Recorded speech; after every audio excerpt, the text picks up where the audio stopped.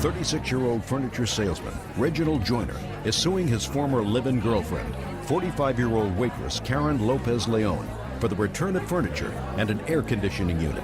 Karen is countersuing for the return of a car and emotional distress. Order. All rise.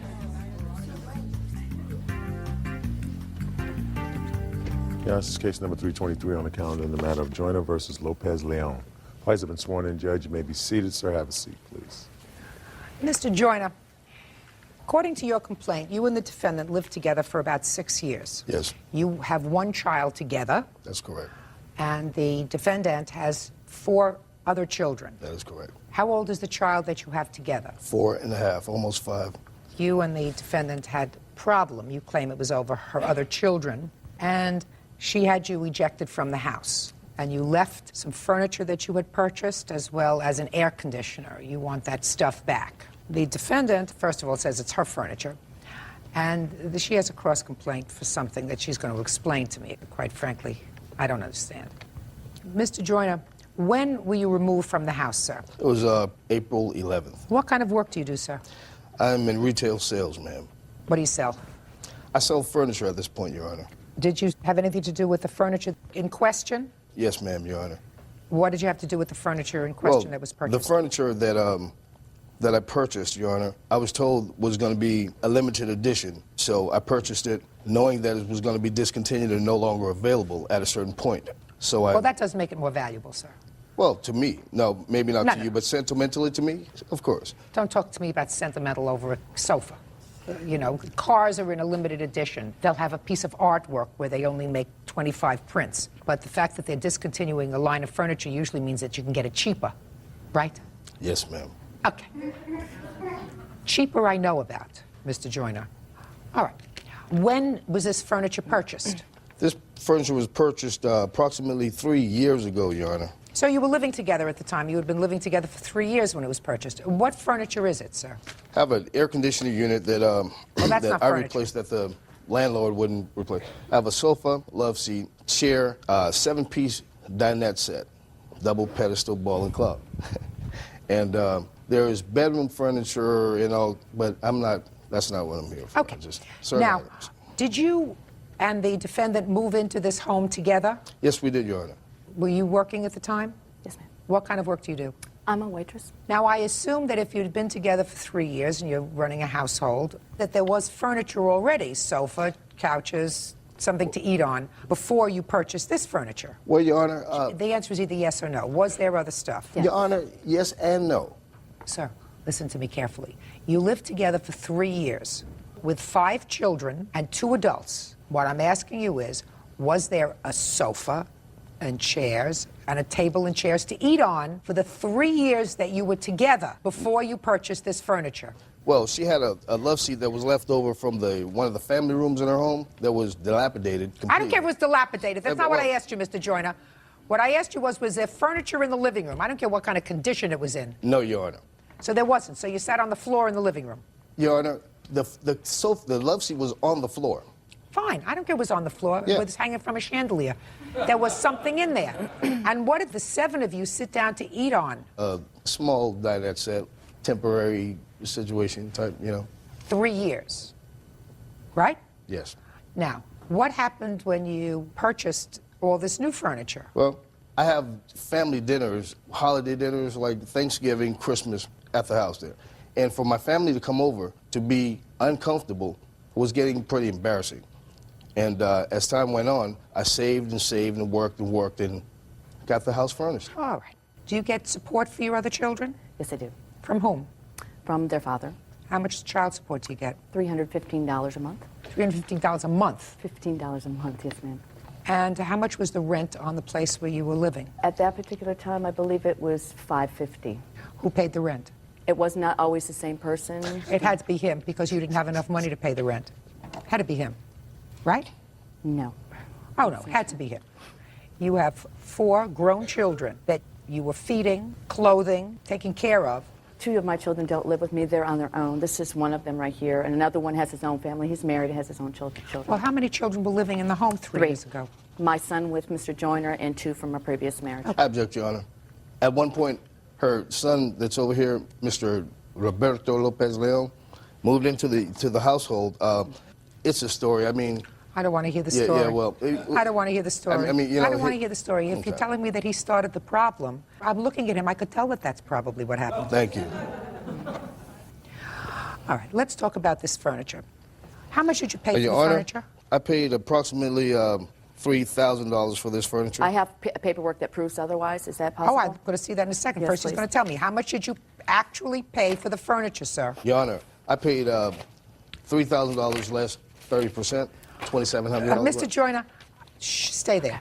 Yes, ma'am. Mr. Joyner, I never want you to assume that I'm stupid. You may think that other people are stupid, but I'm not stupid. We understand each other, sir? I do. First of all, give me that thing that he just took out to show me how much he paid for the furniture, so I can torture him a little bit more.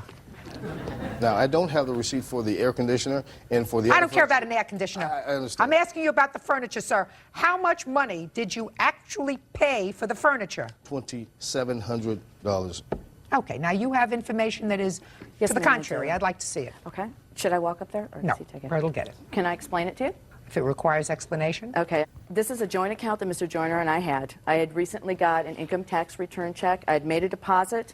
This is a copy of my income tax, which shows that the deposit in my account, as well as a transaction on this page, which says that the money that was paid for this furniture actually came from my income tax deposit. That was the last deposit she ever Just a made, Your second. Honor. Listen to There me. we go. I asked you for one thing. And the one thing that I asked you for was how much the furniture cost. It's $1,600, I believe. It's on the second page of the bank statement, ma'am. That's how much, in actuality, I paid for that There you furniture go. myself. She doesn't know. I paid for that. I made the deposit for it. It was No, you confident. didn't. What you were doing is you set up a joint account, and each of you were putting money in that account. There's no question in my mind that he was putting in more money in the account than you were, if in fact you put in any money at all. Put your hand down, sir. I don't believe anything that you tell me because you tried to get over on me once. Real cases, real people. Judge Judy. Reginald Joyner says former live-in girlfriend Karen Lopez Leon needs to return his furniture and air conditioning unit. Karen says Reginald needs to return her car. Madam, you also have to understand that if you're not paying any of the bills and you manage to put together a couple of bucks and it's used to buy furniture, that doesn't mean the furniture is yours. That Ma'am, means that if the household bought furniture, the household bought furniture. Is it okay if I say something? It's in reference to the fact that this is a malicious suit anyways. I had a protective order filed against Mr. Joyner on the 9th of April. He was removed from the house on the 11th due why to the we're fact... here. Excuse me, I'm talking. Due to the fact that I've had so many problems with excessive drinking, I've been assaulted, I've had numerous problems with him mistreating my children. At one particular time, he actually threw out food that I bought to give to my children. He threw out all the food that belonged to my children that came from a previous marriage, not the food that belonged to our child together. That shows his intent. Look at me. Yes, ma'am. Yes, ma'am. You lived with him for 6 years. What do you want from me? All What I do you want want from is me? my purchase that I bought with money. Just We started a second. joint account. No. Listen to me. Yes, ma'am. Get it together. Yes, You ma'am. didn't buy it yourself. Neither did he buy it himself. You had set up a home. You have a child together. You lived together for 6 years. If what you do is you separate, you try to equitably distribute the property that's there. If you can't and you want to keep the furniture, then you got to pay something for it. You don't get it back. Furniture depreciates over a 3-year period of time. If, in fact, you paid $2,700 for it, if you went to sell it today, maybe it would bring you $1,500. You're only entitled to half of that anyway, sir. You were living as a family. And whatever money came out to pay for this furniture came out of a joint bank account. I'm sorry, You but I paid the bills in that house because he had an excessive drinking problem and You was not didn't responsible pay with for money. them, madam, out of the money you were earning or out of your child support of $300 a month. I do it now, ma'am, and I have money to save without him. Once he is Well, I removed think from the that you house- ought to write a book. I feel like it. I think you ought to write a book and tell I feel like everybody I'm how to do speaking. that. This is, for example, this will show you the extravagant way Mr. Joyner lives with the bills that he left me when I left, and I paid every single one of them, ma'am. I work hard, Your Honor. And Just a if minute, you could Mr. please Joyner, see this. I am not impressed with you. Listen to me. You're entitled to a couple of bucks for the furniture that you left because it's the only thing that you took with you when you left. You want to tell me about your counterclaim, madam? Your counterclaim is about two things. Your counterclaim says that he tortured you with regard to your schooling. Yes, ma'am. And he used to hide Essentially keys what from- happened is he had bought me a vehicle, And what he would do, if he would get angry at me or for whatever reason, he didn't really need a reason. He wanted to control me. He wanted to go ahead. What he would do is take the keys to the car. I couldn't get to work. I'd have to take a taxi to work. I couldn't get to school, or I had to call people to go ahead and take me there. My countersuit is only the extent that what happened is that due to the fact that I could not get to and from my schooling, I failed a class because it was only met once a week. And he would never let me have the vehicle to do so, to go to class, and I failed it. Now I have to reimburse them for tuition. How old are you? I'm 45, ma'am. If you're 45 years old and you want to get to a class badly enough, you get to a class. Stop blaming everybody else for your problems. It's a ridiculous countersuit. The cause of action against him is that he hid the keys to the car as a method of controlling you. You couldn't get to your class, therefore you failed your class. And I lost or money. Or your work, and you lost your job. And I didn't lose my else's job. fault. No, ma'am, I did not. All right, so stop with the nonsense. You owe him $750 for the furniture. That's his half of the furniture with what I consider reasonable depreciation. Period. Goodbye. Parties are excused. You may step out. If you have no boundaries and no discipline and you're 45 years old, you got a problem. He had actually made the statement to me, I brought you here in this apartment, I'm going to take you out. And now the next case. All parties in the matter of Lancour versus Androsky, step forward, please. 16-year-old Sabrina Lancour is suing her boyfriend's cousin, 19-year-old telemarketer Jason Androsky, for taking her car without permission and wrecking it. Jason says she's got the wrong guy. It is your claim that the defendant wrecked your car. Whose car was it? My car. Defendant says he never drove your car. Who are you? I'm Sabrina's dad. Could you sit down, please? Because you weren't involved with this, is that right? Right. Have a seat. So, what makes you believe that he did it? October 21st. I drove my car to my boyfriend's house, Dustin, and that was at 2:30, and then the 2:30 in the morning? Yep. Then I parked in the wrong spot. I wasn't in the visitor lot. I was in the best parking spot. Who's Beth? This is Beth right here. This is Dustin's mother. Because you went to your boyfriend's house, and your boyfriend lives with his mother, so you parked in his mother's spot. Yep. And so she asked me to move my car, and I was tired, so I asked her to move my car. And she moved my car. She was the last person I know of to drive my car. She went out, took my keys, was back within less than 4 minutes. And you saw her come back? Yep. And she dropped the keys on the kitchen table. And then I was awakened at like 7:30 by Jason. He goes, somebody hit your car. You got to come out here. Somebody sideswiped your car. And I went outside, noticed my car was into a boulder where Beth was supposed to park my car. And then I went over to the other side, and there was a big crease from front end to back end. And Jason was with me the whole time. He's like, Beth must have forgot to press on the brake, you know, the boulder. And I was just like, okay, Beth hit the boulder. And then I'm like, well, what happened here? He goes, there was a black four-door car parked right by your car. He must have backed out and hit your car and left. And I was just in tears, and I went back inside, woke up Beth, asked her what happened. She's like, honey, I didn't do it. And then I called the cops. Jason the whole time was like, I have to be at a football game. I have to go. And I was like, no, you have to stay. You found it. And so he stayed. The cops came. I told him the story. And Jason had gotten into Beth's Windsor. Beth's what? Windsor, it's an alcohol beverage, hard liquor. She had noticed that when she woke up. And I panicked, and I moved my car back. And when I got into my car, the car kind of smelled like the liquor he was drinking. How many people were in your boyfriend's house when you got there 2:30 in the morning? There was 8 of us, I think.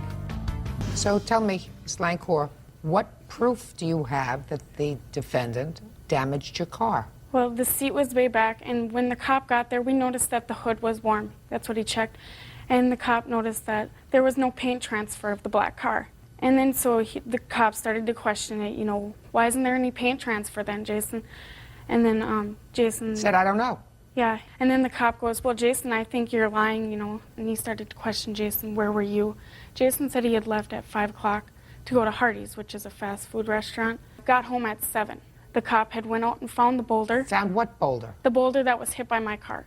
There was paint transfer, there was tire marks, the boulder had been moved by my car. And then how does that point to Jason? Because he went to the apartment, there was a lady that said that she heard a crash at 7 o'clock. Around the time that Jason had gotten home. That's your proof. Jason? Your Honor, it's true I went to Hardee's. I had left at 5:30 that morning. What did you go to Hardee's for? I was hungry. I ordered a thing of pancakes. Yes. I stayed there until about maybe 7:20. How did you get there? I walked, Your Honor. How far is it? It's maybe about 30-minute walk. Okay. I stayed until 7:20. I then walked back and noticed that the damage was done to the vehicle. Can I say something? Just let him finish. No. Go ahead. And then I went up, woke up the plaintiff, said somebody hit your car. Okay, so you never drove her car. No, no. You see, your problem is, Ms. Lancourt, when you go to court, you have to have proof. And it's possible that Jason drove your car. It's also possible that one of these other 8 people got up in the middle of the night, felt as if they wanted to go out for a bite to eat, took your car, smashed it. One of the problems that I have with the fact that you believe that Jason drove your car is that since everybody was still sleeping at 7:30 when he came home, all he had to do, if he was the one who drove the car, was to put the keys down, go to bed. Why would he come upstairs, wake you up, and say somebody damaged your car and alert you to it if he was the one who did it? Because he had made up this obscene story that Beth hit the car in the black He wouldn't car have with had her. to make up any story. All he had to do was go into bed and go to sleep. But Jason was the only one awake. Can you and- prove that, though, is Yeah, the question. What? May I say something? Sure, you want to stand up? I have a few questions for you. What are 8 people doing living in your house? No, they were spending the night. They were watching movies at my house. Jason is my nephew, and Jason had come to me because he was having problems with his stepdad and his mother. He's 19 years old. One of his biggest problems... I don't want to hear his biggest problem. Okay, I want to stick to what proof is there that you could use in a court that he was responsible for the damage to the car? Jason was really scared when we called the cops that he was going to be in trouble again. And he says, I can't be in trouble with the police again. He says, I'm known for getting in trouble. He says, I don't need this. I also found the friends that he was hanging around with in Catlin Courts. His friends happens to live on the Swister Street, exactly where the boulder is that was moved, that crashed Sabrina's car. We have no doubt that Jason did this. He also stole my booze out of my house. I didn't know that until the next day when I found the 20-ounce bottle of Coke in my refrigerator filled with Windsor and Coke. It's possible, but you need proof. I'm not saying he didn't do it. I'm saying in a court you have to have proof. You don't have it, Miss Lancourt. So next time, my advice to you is you take your keys to your car. You're not too tired to move your car. If you parked your car in the wrong spot, you say, I'll go and I'll move it. You move it, you take your keys, you put the keys in your pocketbook. That way you know they're safe. You don't leave them out on a table with 8 kids around because you never know what's going to happen. But I trusted everybody. Everybody was always there, and Jason was the only one that was never always there. I'm just telling you, don't trust everybody. Take the keys, put it in your pocketbook. That way you don't have to trust everybody. Just trust yourself to make sure you do the responsible things if you have a car. You got it? That's all. Parties are excused. You may step out. Your Honor, this is case number 327 on the calendar in the matter of Cummings versus Carey. Parties have been sworn in. Judge, you may be seated. Folks, have seats, please. Miss Cummings, according to your complaint, you were running a pageant, Miss Trinidad and Tobago pageant. Indeed. That was supposed to take place in New York City on the 16th of September. Yes. And you hired the defendant to make dresses for some of the contestants. Yes.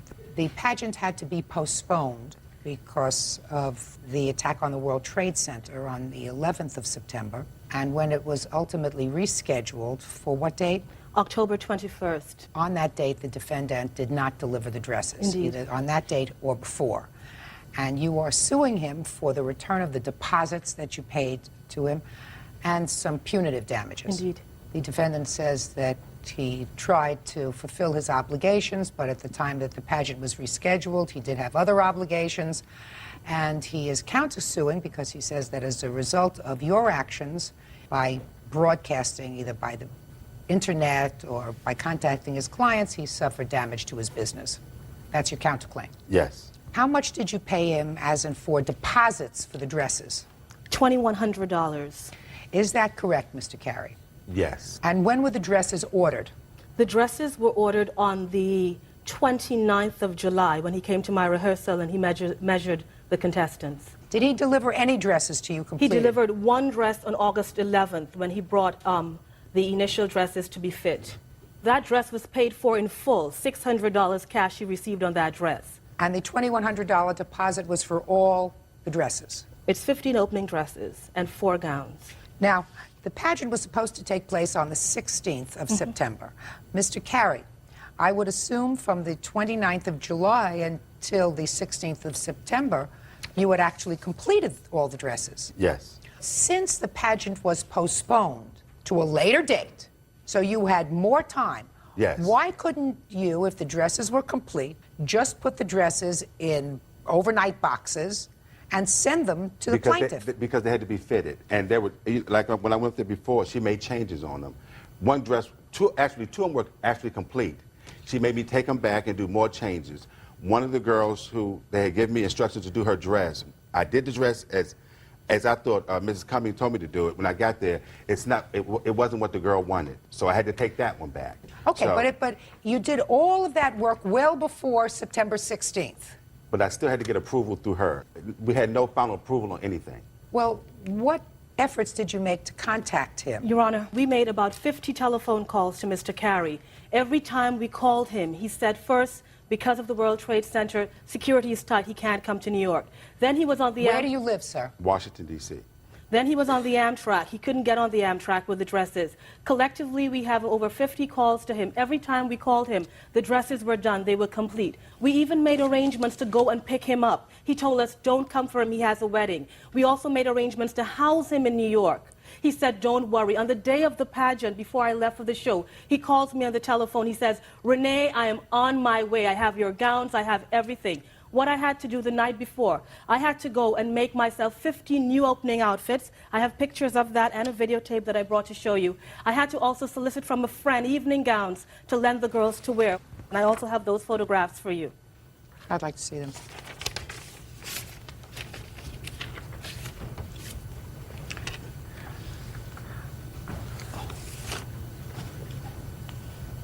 All those were borrowed evening gowns, except for the one gown that was sewn on the day of the show. The contestant's mother did that, the orange dress. Every time we called Leroy, it was an excuse. That's not true. Well, tell me about it, Mr. Carey. Did you tell her that you were going to show up? Yeah, Your Honor, I was going to show up. So what But happened? On the day of the show, because it kept being postponed and postponed, I had another obligation that same week, and I didn't realize it was the same day. So When did you realize that it was the same day? When I called my house and I got a message saying that I'm supposed to be in New York, and I spoke with Mr. Brown because I worked with him before. What date did you call?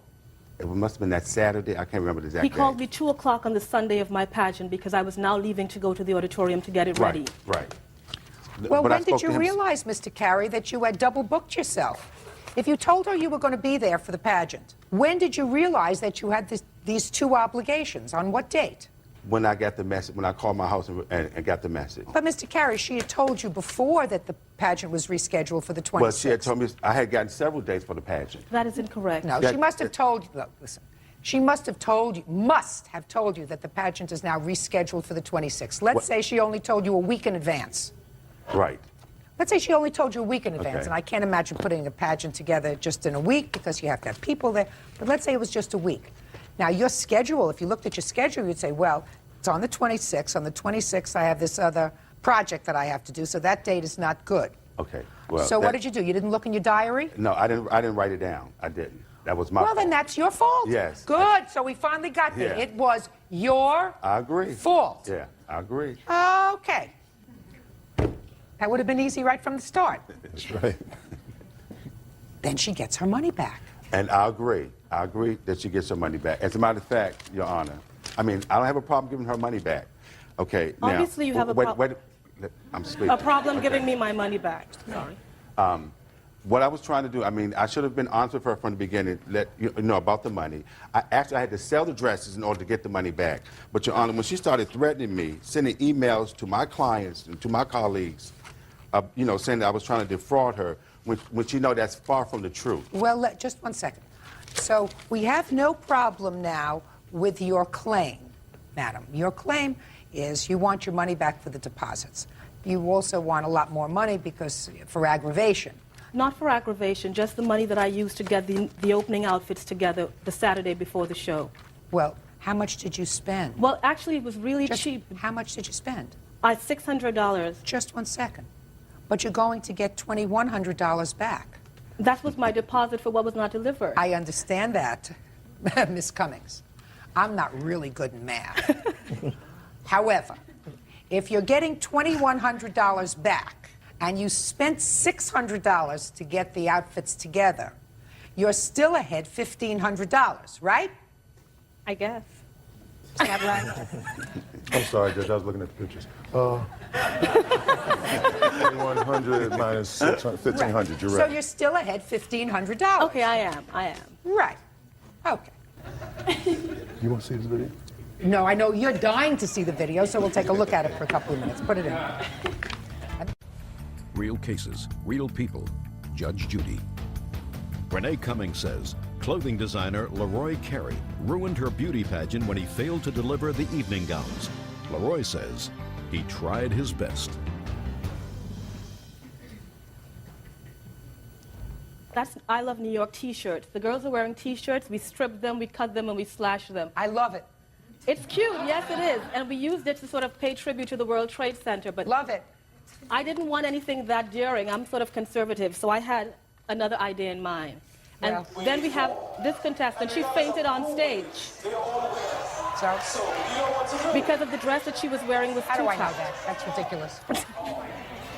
She fainted because of her dress? The dress she Was borrowed too to tight? wear, and then the too stress and tight? the anguish of getting something the night before. Get over it. She's right here. Get over it. I don't want to hear it. Stress, anguish. Please, over a dress? A competition. It's an evening gown. It's a competition, Your Honor. So, It's a competition. These girls build all summer they've been working on this. did she win? No, she didn't. Maybe that's why she fainted. Is that Not in, listen, Miss Cummings, get it together. Get it together. You're entitled to your deposit back. Okay. All right. Now, let's get to your cross-complaint for defamation.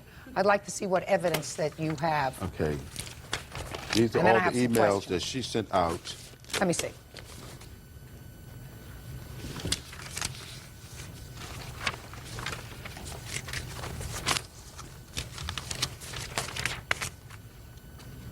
Did you ever promise to return the money, sir, on October 23rd? I told her I was going to mail the money out. Yes, I did. Did you? No, I didn't. Well, this says that you, in the letter, it says that you promised to return the money on Wednesday, October 23rd, and he still hasn't returned the money. Why is that defamation? It's true. No, but, Your Honor, I got that before. You know, she told me this is what she was going to do if I didn't send the money out to her. Good. So what? And I mean, So why didn't you send the money to her? Your Honor, I just was trying to acknowledged. sell the dresses in order to get the money to send back to her. I was, because Your Honor, not only did I had to send her back her money, I spent a lot of money out of my pocket also. So what? I paid for hotel rooms. I had to pay to go back That's and your forth fault. to New got York. confused. You didn't check your No, Your Honor, I'm diary. saying prior to September 11th. I understand that, sir. But the whole problem was created by you because you didn't check your diary to see that you had 2 appointments on the same No, day. Your Honor, I'm saying prior to all of this. That's your fault. You have to suck it up. You got to suck it up. If you made an ultimate mistake, what they needed were their gowns on time. And I don't care what efforts you made and what money you spent prior to that time, ultimately, they had a pageant scheduled. They had your guarantee that you would be there. You did not show up. You promised to return the money promptly. You did not return the money promptly, and she sent out a series of emails outlining exactly what happened. That's not defamation. Your Honor. She's allowed to do that. Your Honor. That's the First Amendment. Your Honor, prior to this pageant, I have got where checks have bounced on me, where I spent money out of my pocket to purchase stuff, to do the gowns. I paid for hotels so I could fit them. But I put up with it, Your Honor. I mean, there was no complaint. I've never had this problem before. Mr. Carey, So I trusted I him. acknowledge that if you had a problem, you had a legitimate complaint. But then you don't say, the day before the pageant, I'm going to be on the train, don't worry, and not show up. That's unprofessional, sir. And what she's accusing you here in these letters is being unprofessional, which you were. Judgment for the plaintiff in the amount of $2,100, and your counterclaim is dismissed. That's all. Parties are excused. You may step out. I thought they should have got their money back, but I thought I should have got mine too. My entire show was nearly ruined, but thank God we had a backup plan. And now the next case. All parties in the matter of Wright versus Davis Crockett. Step forward. Contractor Frank Wright is suing his ex-girlfriend, 35-year-old bakery employee Cheryl Crockett, and her ex-boyfriend, 37-year-old maintenance technician Robert Davis. Frank says Robert won't return his son's bedroom furniture and personal belongings. Mr. Wright, according to the complaint that I've read, there was a time back in 1999 that your son was living with you. Is that right? Yes, Your Honor. You and the defendant, Ms. Crockett, are the parents of that child. Yes, Your Honor. And at that time, you either purchased or you had furniture for him. Then in 1999, your son decided to go and live with his mother and her then boyfriend, Mr. Davis. Yes, ma'am. Miss Crockett asked if she could have your son's furniture. Yes. You said, fine, but on condition that if he ever moves back with me, I get the furniture back. Yes. Had you bought the furniture for him? Yes. How long had he been living with you?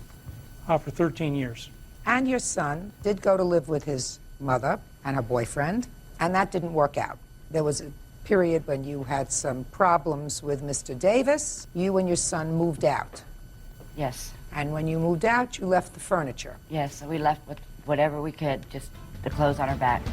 When did your son move back in your home? In January of 2001. And when, for the first time, did you contact Mr. Davis for the furniture? Well, I had not spoke with Mr. Davis myself personally. I had spoke with Cheryl, Stephen's mother, and she informed me that at numerous times she had spoke with Bob Davis about getting the furniture returned back to her. When they first had moved out of Mr. Davis's residence, Mr. Davis had gave me a phone call looking for Cheryl and mentioned to me that there was some furnishings that he was not going to return to Cheryl because he has some storage fees, is what he said at the time, of $137. I said, you know, we had an agreement. The furnishings were Stephen's. They had nothing to do with Bob nor Cheryl, and that, you know, whatever their problems are, they need to take them up between them. Mr. Davis, where is the furniture, sir? Right now it's at my residence. It's at your residence. Yes. What is it doing at your residence? I had it stored for a few months, and after that I brought it back home. What'd you bring it back home for? Couldn't pay rent on the storage anymore. So where is it in your residence? It's in one of my rooms. What's there? Dresser, bed, and all of Stephen's belongings are still bagged up. That property belongs to them. That's correct. Perfect. The court will prepare an order, Mr. Wright, that you can go and retrieve the property. What's a good day for you? Anytime's fine. Fine. So we'll make it 8 days from today. Okay, be fine. Okay? My other concern is, Your Honor, is the condition of the furniture. Yes. Well, it's not You know, the same.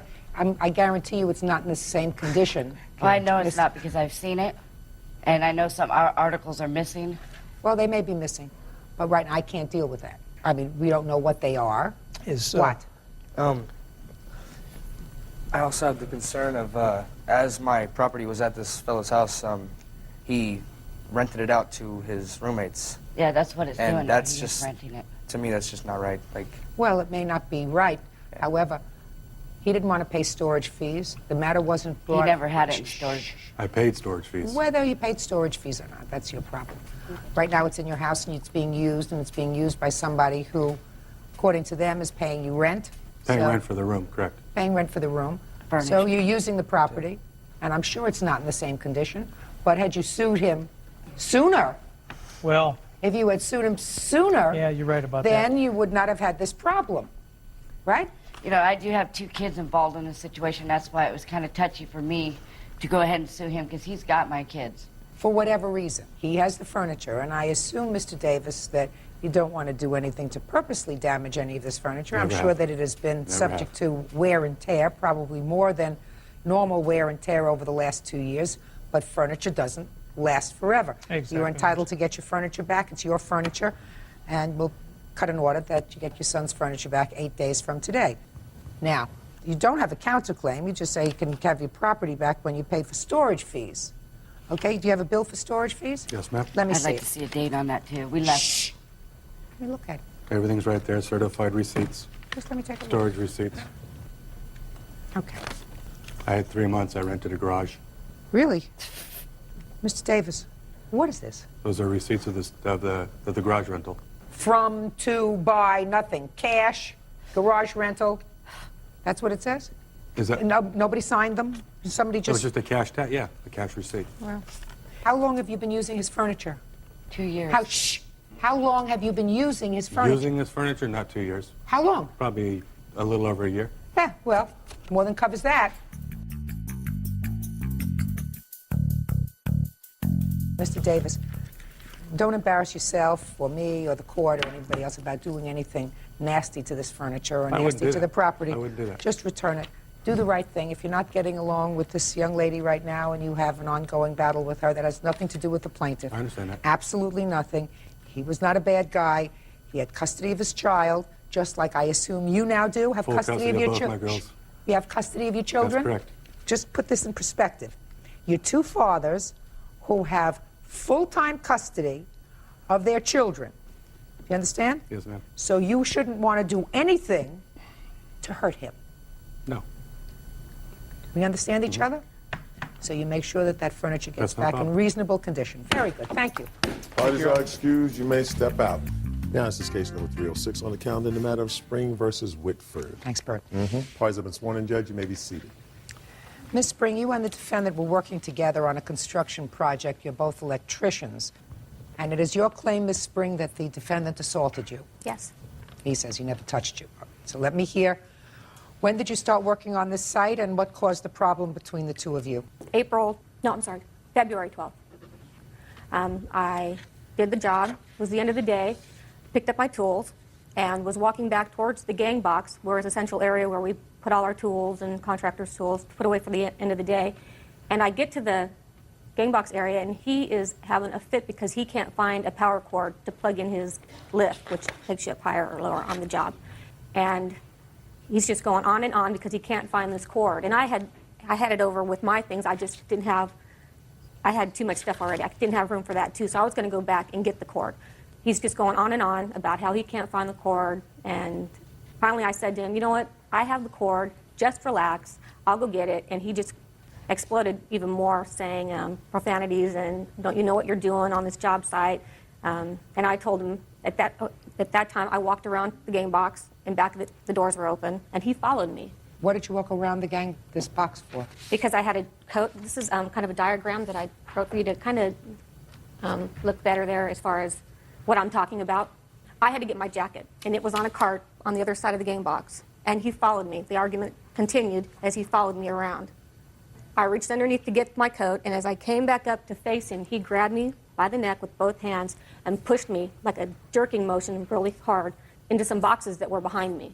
I was in shock when this happened. It happened so fast.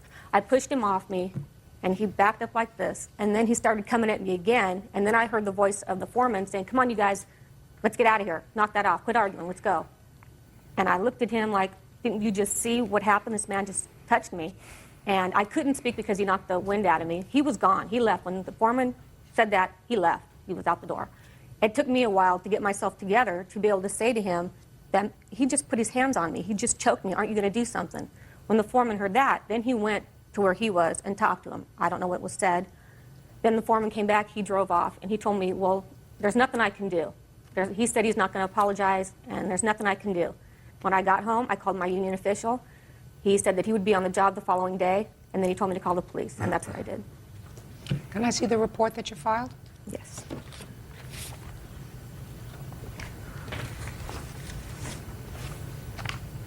Do you have all 6 pages, Your Honor? I don't have all 6 pages. I don't have 6 pages. I have a complete report over here if you need it. I'd like to see it.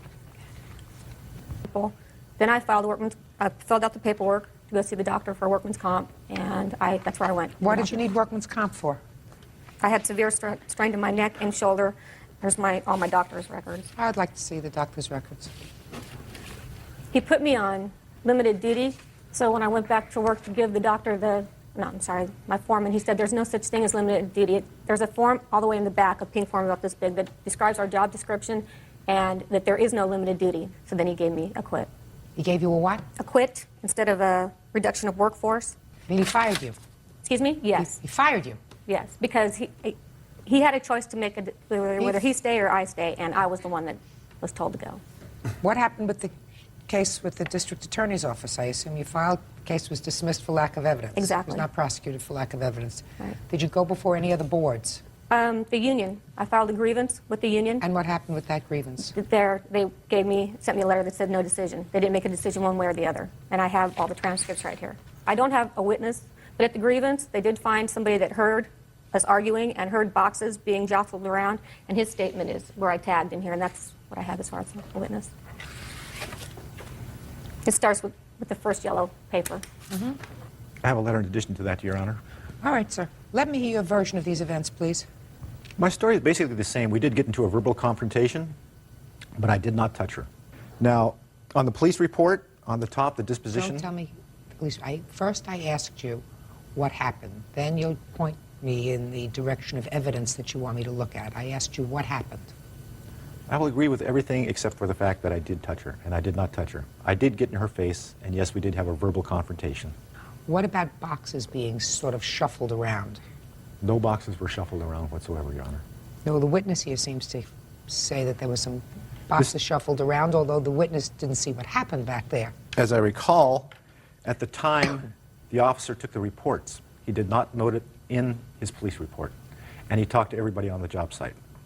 When he came back to interview me, he asked the foreman if anybody else had any additional information, and they did not add that to the police report. I don't know whether you put your hands around her neck, sir, because she gives conflicting stories about that. First you say, in the initial report that you gave to the police, and this is in your report, Spring said her comment to Whitford made him angry. He grabbed her around the collar of her sweatshirt, near the neck area, and then shoved her into a nearby stack of boxes.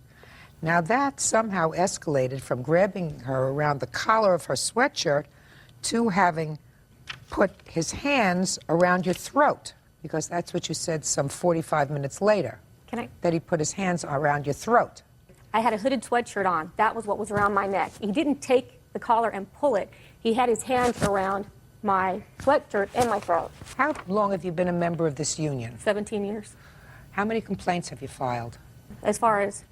As far as any job-related action. Oh, yeah. I had worked for another contractor probably 4 years prior. And I had well, they let me go because they said that I wasn't getting along with other workers. No. How many times have you filed either a grievance or attempted to apply for workman's compensation? Workman's comp? Yes. Yes, I've had a back injury earlier to this, about 4 years earlier to this, and a wrist injury also. Real cases, real people. Judge Judy. Electrician Jordana Spring says she was assaulted on the job by fellow electrician Peter Whitford. Jordana claims during an argument, Peter choked her. Now, the one that happened 4 years ago, was that about the same time that you had a problem at another job site? You said it was about 4 years ago. Right. No, the incident that I was referring to was before the Coliseum incident, the wrist in the back. What was the Coliseum incident? The wrist in the back. That was at the same time? Yes. Well, you said one happened 4 years ago and one happened 2 years ago. No.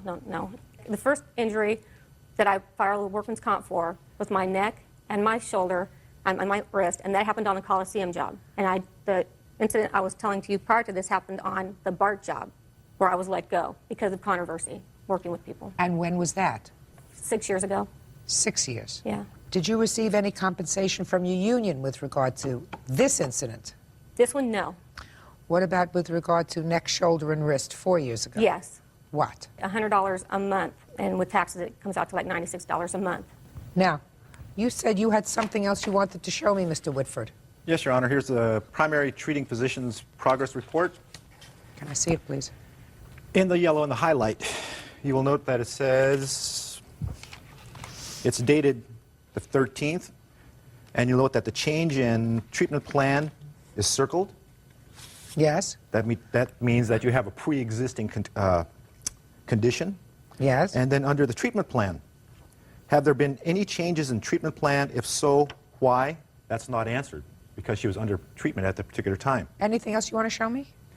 Here's a letter from the union. I don't read letters. Okay. This is attached to the hearing. This are the results of the hearing. Oh, that's the result of the hearing. I'll read it. Okay. And that letter shows that no action was taken. And then I have a second statement that was also attached to the hearing notes. It says no decision or action could be taken at this time. Right. They dropped it. Go ahead. And then also on the police report, if you'll note, they wrote the disposition on top. That it was T2'd, whatever that means. That means... But they're not prosecuting it. Right. There's insufficient evidence. Right. That's What exactly else? what they did with it. And I tried to get the other sheets, but they said they're keeping the computer for only 3 months, and then they purged the computer, I guess. What else? And then attached to the union filing, also, which is a part of this, we have another story here, the second story, where this one says I now lunged at her, grabbed her by the... Could I see it, please? Grabbing her with both hands, and I pushed her into a stack of boxes behind her. You know, a little more melodramatic, so the story seems to keep escalating as we go. What else? Now, regarding the incident, I sat there and walked away primarily because I did not want the argument to escalate into a physical confrontation. You didn't go to work the next day, sir. You want to explain to me why? I called in because I was afraid it would escalate into a physical confrontation. Why? And I don't cross that line. Why? My mother is a judge, and I've been taught you don't cross that line. Well, you had an employer, you had a supervisor, you had somebody else there who you could have said very easily to, listen, I don't want to go anywhere near her. Did you report to work the next day? I did, yes. Okay. I don't want to go anywhere near her. Right? Exactly. I didn't want to take just a a minute. chance of anything escalating. I did not want to be around her just in case something could happen, in case she could pull those strings, if you know what I mean. Mr. And, Whitford, yes, I want to explain something to you, sir. You and I both know that you put your hands on her. There isn't a question in my mind that you put your hands on her, sir. I don't think that you injured her. That's where I think your problem is, madam. I don't think that you were injured. I think that you were offended that he put his hands on you. You probably opened up a fresh mouth to him. He opened up a fresh mouth to you, and the fight was on. And he was probably treating you like he would treat some guy, which is he grabbed you by the sweatshirt, and you pushed him, and he pushed you. Ordinarily, it would be gone. It would be over. You really weren't hurt, but he didn't say sorry. So, Mr. Whitford, yes, Your Honor. don't try to razzle-dazzle me with I didn't put my hands on her, sir. You and I both know you didn't. Even one of your cohorts said in the transcript, I didn't see what happened. I couldn't see anything that happened, but I know that they were behind the tool shed, and I heard a scuffle, and I heard arguing, and then I heard something like something going into boxes. That's from somebody that works with you. Yes. He didn't get fired. So he had no reason to make up a story about hearing somebody get pushed into boxes. And that's what you did. You pushed her into boxes. I don't, however, believe you, Miss Spring, when you say you were injured. Injured to the extent that you could not work. Do you understand me? Okay. Our job is not the same. It's a lot more physical than a lot of other jobs. That's You why they weren't hurt. He grabbed you by the sweatshirt collar and he pushed you into some boxes. The boxes raffled. You got up, you pushed him back, and then the foreman came over, and said, what's going on here? And you both backed off. Foreman had some words with him and said, listen, why don't you, there's a problem. Why don't you just take off? But he's not allowed to put his hands on you. That's the bottom line. And I don't know why they couldn't come to this conclusion when they had all kinds of hearings. I know why the district attorney chose not to pursue this case. The district attorney chose not to pursue this case because you weren't hurt. And the union, I don't know why the union couldn't come to a conclusion. It was so easy for me in these few short moments. Judgment for the plaintiff in the amount of $500. That's all. Don't put your hands on her. Parties are excused. You may step out. Well, I guess the moral of the story is if you tell your story enough times, finally, eventually you're going to find somebody who believes it. I'm really happy the way things turned out, and I'm glad that Judy heard me. I'm tired. I'm glad it's over. I get to move on now, finally. And now the next case. All parties in the matter of Gretsch versus Garrett. Step forward, please. 50-year-old store manager Deborah Gretsch is suing her son, 26-year-old construction worker Troy Gerrits, for an unpaid loan. Troy says the loan should be offset because his 18-year-old brother ran up his cable bill by renting movies. All right, I believe that there are certain things that we can agree upon in this case, so it will simplify the issue. Mrs. Gretsch, the defendant is your son. Yes. Who is 26 years old? Yes. According to your complaint, there came a time when he fell behind in some bills. He wanted to consolidate his bills, and you agreed to loan him $6,000, $6,000 some odd dollars.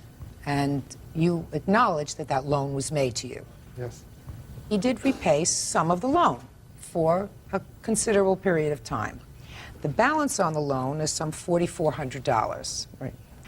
And you acknowledge that the balance of the loan is some $4,400. Is that right? Yes. But you have a defense. Yes. Your defense is that your brother your other son, 17, moved in with you Yes. and ran up a huge cable bill, Yes. the amount of $3,500, Yes. that you believe is your mother's responsibility, that you want to deduct from the loan. Yes. Okay, that's your defense. Now, was your 17-year-old living with you before he moved in with his brother? Yes, but he moved in with his brother and his dad. His brother and his father? Mm-hmm. Do you live with your father? Not no more. But you did? Yep, and my grandparents. And when did he move in with you? 1999. I don't know quite which month it was. January. And when did he start running up this cable bill? As soon as he moved in. How do you know that? Well, he's the only one that was in the room renting the movies. So he was renting the movies from Pay-per-view. pay-per-view. Pay-per-view movies. Is that right? Yes. Who got the first bill? I get all the bills. So when you got your February bill and you saw all these bills on there, what did you do about it? Put a lock code on it. He figured that out, so I disconnected it from the phone. And then the bills don't come, not unless it's hooked up to the phone. Once I hook the phone up, I get this large amount of bill. For Just a minute. He could not have run up a $3,500 cable bill in 1 month. No, it wasn't. It was over a year, year and a half, I believe. Well, then that's your responsibility. That's your For responsibility. me to pay for him? He's living under your control in your home. You say you got all the bills, so you were in control of all the bills, Mr. Gerads. Yes. It was your responsibility to see to it that an appropriate mechanism was put in place so that he could not rent any more of these movies after you saw that he was abusing the privilege after the first month. I'll let him explain what he did through all this, renting the movies and everything, that I feel that she should have to pay me because he was a minor. No matter what, if he was, was living with her or not. Just a minute, when did your father move out? My father never moved out. So what about your father? He doesn't have a job, no nothing. So what am I supposed to do, support him too? No, sir. What you're supposed to do is if you can't get your brother to stop renting pay-per-views that you are responsible for, you kick him out of the house. He wasn't 18. So you're not responsible for him, sir, to keep him in your house? Kick him out. How would you feel about kicking your own son out at 15, 16 years old? Just a minute. He's not your son. Kick him out. He's my brother, though. Then pay his bills. If you can't figure out a way to control him, pay his bills. Don't say, I'm not going to pay his bills. I'm going to pay this, and I'm going to deduct it from what I owe my mother. What kind of stupidity is to that? Get the money out of her. No. You elected to take your brother into your house. Evidently, he chose not to live with his mother. He chose to live in your house with your unemployed father. I do not own the house. He moved in with my father and my grandparents, and I was living there, and he was living there with them. But evidently, the cable bill was in your name. Okay, the cable bill's in my name, Then but you who have should to take care of it? Just a second. Cut it off. I did cut it off finally after I got that bill that had a large amount on it. You should have cut it off immediately when you saw he was doing it. Immediately. That was your responsibility. It was wrong. He's a minor. But as a result of your negligence and not seeing to it that his conduct was monitored while in your home, you can't visit that on your mother. Judgment for the plaintiff in the amount of $4,400. That's all. Parties are excused. You may step out. Yeah, this is case number 333 on the calendar in the matter of Lewis versus Holyoke. Parties have been sworn in, Judge. You may be seated. Ma'am, have a seat, please. Miss Lewis, the defendant is your brother. Yes. According to your complaint, there was a time when he was living with you. Mm-hmm. When was that? The summer of 2001. And you claim that while he was living with you, he took, without your permission, a truck that you had on your property that was an unlicensed, unregistered vehicle. Yes. So far correct? It was a Ford Tempo, yeah. A car. A car? Yep. And he took the car, didn't have a license or something, got pulled over, the car was impounded, and you lost it. Yep. You want him to pay, according to you, for towing fees and impound fees, et cetera. And you also claim that he has a camcorder of yours. Yes. And that he owes you for a phone bill for during the time that he was living there. Yes, Your Honor. Your brother says a whole convoluted story, which I'm going to let him explain to me. When did he take the car? September 4th of 2001. Tell me about it. How did you know it was taken?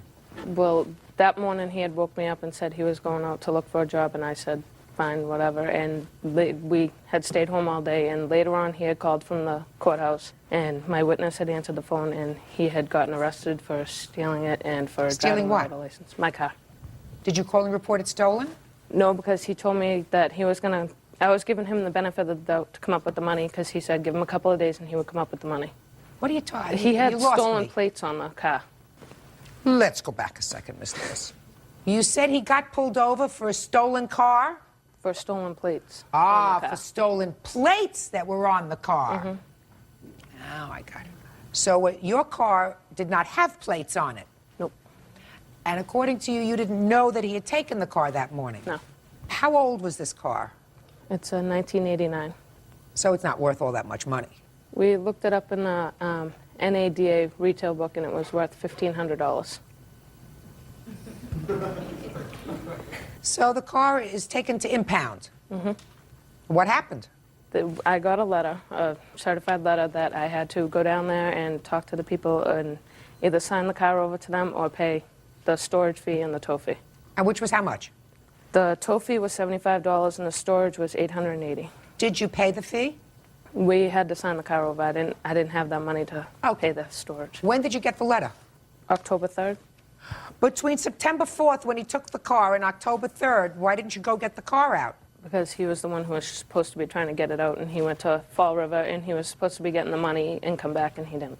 If he took your car without permission, and you get a call from him, and he's in jail, and the fees, according to you, were $20 a day, right? So you go down, and for $20, you get your car out of impound, because it was, according to you, a stolen car. I didn't have any money. $20? I don't have any money. No. $20 gets your car out of impound. No. Sure it does. No. Sure it does. Ms. Lewis, what are you crying about? It was an unlicensed, unregistered car, which means that you were not driving it. Correct? Yeah, but I had to pay the tow fee, and I didn't have $100. He was the one who was supposed to pay it. He promised Who do you me. live with? My boyfriend. And what kind of work does he do? He's a warehouse worker. And you? I'm full-time mother. How many children do you have? 2. How do you support them? Child support, and me and my boyfriend support them. Okay. And this car has been unlicensed and unregistered for how long? About 4 months. Why? Because the brakes went, there was an oil leak. We were going to donate it to the Lung Association.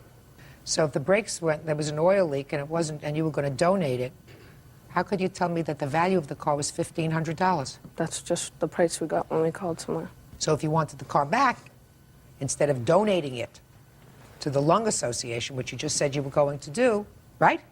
We were thinking about it. You were thinking about donating the car to the Lung Association. So instead you just had to sign it over to the towing company. One way or another, you weren't going to get any money for it, right? If I donated, I would. How? You get it back on your tax return. If you make enough money. You don't make any money. Let us move on to you about the car, and then we'll get to the camcorder, and we'll get to the phone bill. Car, tell me about it. Okay. They gave me the keys to the car. I used the car. I did ask her to use the car to go to a job interview. I got the job. When I came outside from the job interview, the car was towed. The police were there. They were about to tow the vehicle, asked me, saying there were false plates on the car, which Well, I there knew were that. false Yes, plates there on the were. car. How you skipped over that spot where you put, Well, there were. put There were plates on false the car. plates on the car, and I was driving illegally, and I Well, got just a arrested. minute. We skipped over that. When did you put plates on the car, and where'd you get them from? The plates were already on the car when it left her driveway. Who put them on? Who put them on? I have no idea. I did not put any plates on any vehicle. You have no driver's license. So you shouldn't have been driving the car in the first place. Right. And you know that you can't drive the car because the car didn't have any plates on it. Right. One way or another, you got plates on the car. Because I don't see how the car could be just sitting around her house with stolen plates on the car. Did you go to court with regard to the stolen plates? Yes, I did. What happened with that case? I had a $1,000 fine. So you pled guilty? Yes, I did. All right, I've just taken care of the car, Miss Lewis. You were going to donate this car that really didn't run to the Lung Association. You're not going to get the towing fees back for the car or the impound fees back for the car, which is what you're suing for because you didn't pay them. Now let's get to the phone bill. I did pay the tow fee. Show me. It's right here. You just told me that you didn't have the $75 tow fee. I didn't. I had to borrow it from my kid's father. Well, if you borrowed it from your kid's father, then if you would have borrowed the $75 and the $20 storage fee for one day, you could have gotten the car back. I didn't know where it was until about 3 weeks later. All you have to do is ask. Come on. You go down to the police station, you say, they towed my car, my brother was driving it, he pled guilty. I want my car back. They would have given you your car back September 5th, just like they would have given you back in October. Real cases, real people. Judge Judy. Nicole Lewis says her half-brother, Robert Holyoke, stole her car, causing it to be impounded. Robert says he only borrowed it. All right, Miss Lewis, let me see the phone bill. How long did you live with your sister, Mr. Holyoke? Off and on, just last summer for a couple weeks here, a couple weeks there. Did you ever pay her for your phone calls? I had never received any statement or anything in regards to any phone calls till I received the paper stating I had to appear in court. And it's a $250 tab, which she still to this date has not shown me anything as far as that they're my calls or any calls on her phone bill stating that they're my calls. When did he move in with you? The end of June, early July. Well, the first bill that you showed me is a bill from April 29th to May 28th. That was before. He was there for a week, and then he left and went back to Fall River, and he came back. He kept doing that. He kept staying at my house and then going back to his kid's mother and then coming back to me every time she kicked him out. You know anybody in Fall River? No. May I say something else? All the calls that may be listed on there to Fall River may not be my calls because there's more to this issue here in regards to another person who makes phone calls from her house, who is an ex-girlfriend of mine, who I have a restraining order on, calls me from her house, calling Fall River at unlimited amount of times to neighbors, calling out there trying to find me in search of me. You have a restraining order on her, but you hang around with her every day. I don't. What's your... Yes, you do. How much do you think you owe her? I'm not sure, Your Honor. If you have the bill with... Take a look. Regardless of the two numbers that I stated, yeah. That's what I would owe.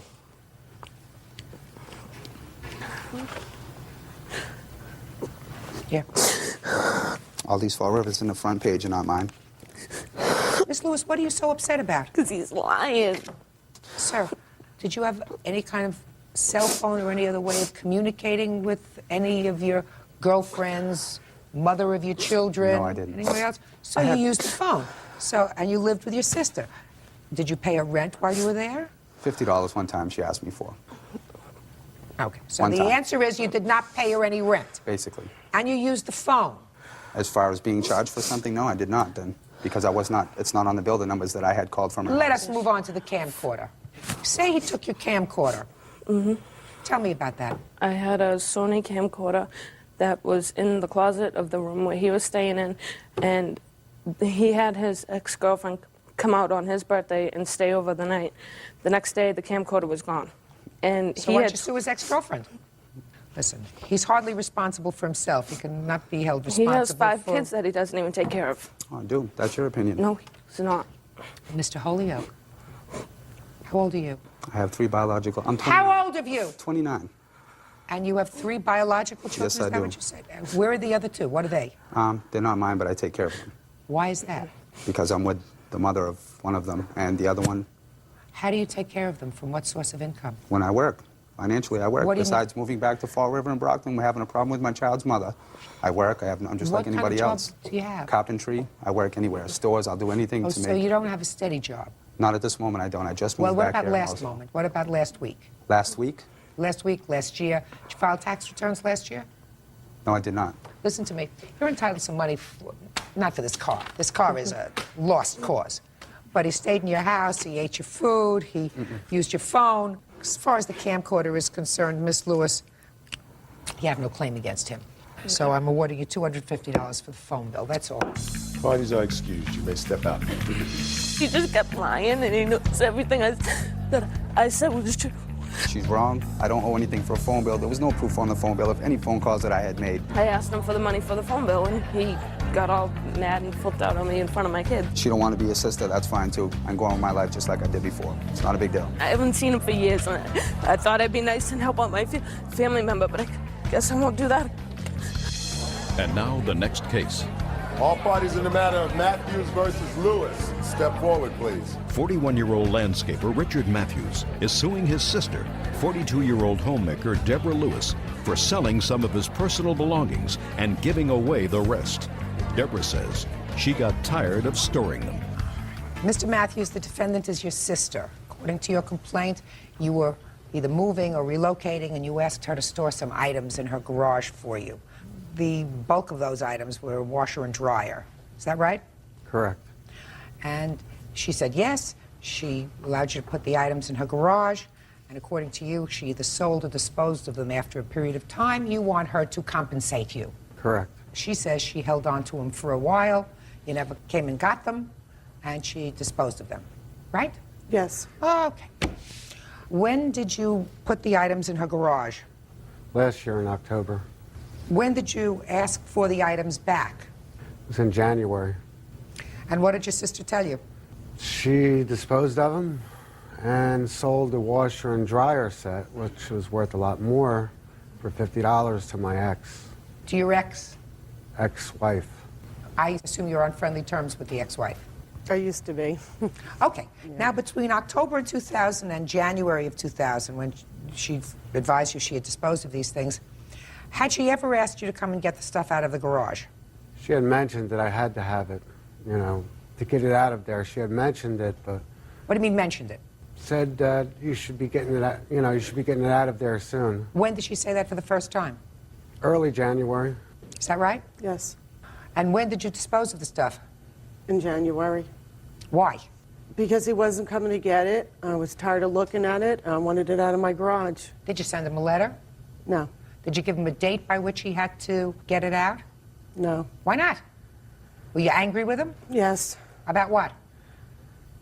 Because hearsay that he was talking about me from an ex-wife said that he was saying things about me. So I got mad and got rid of it.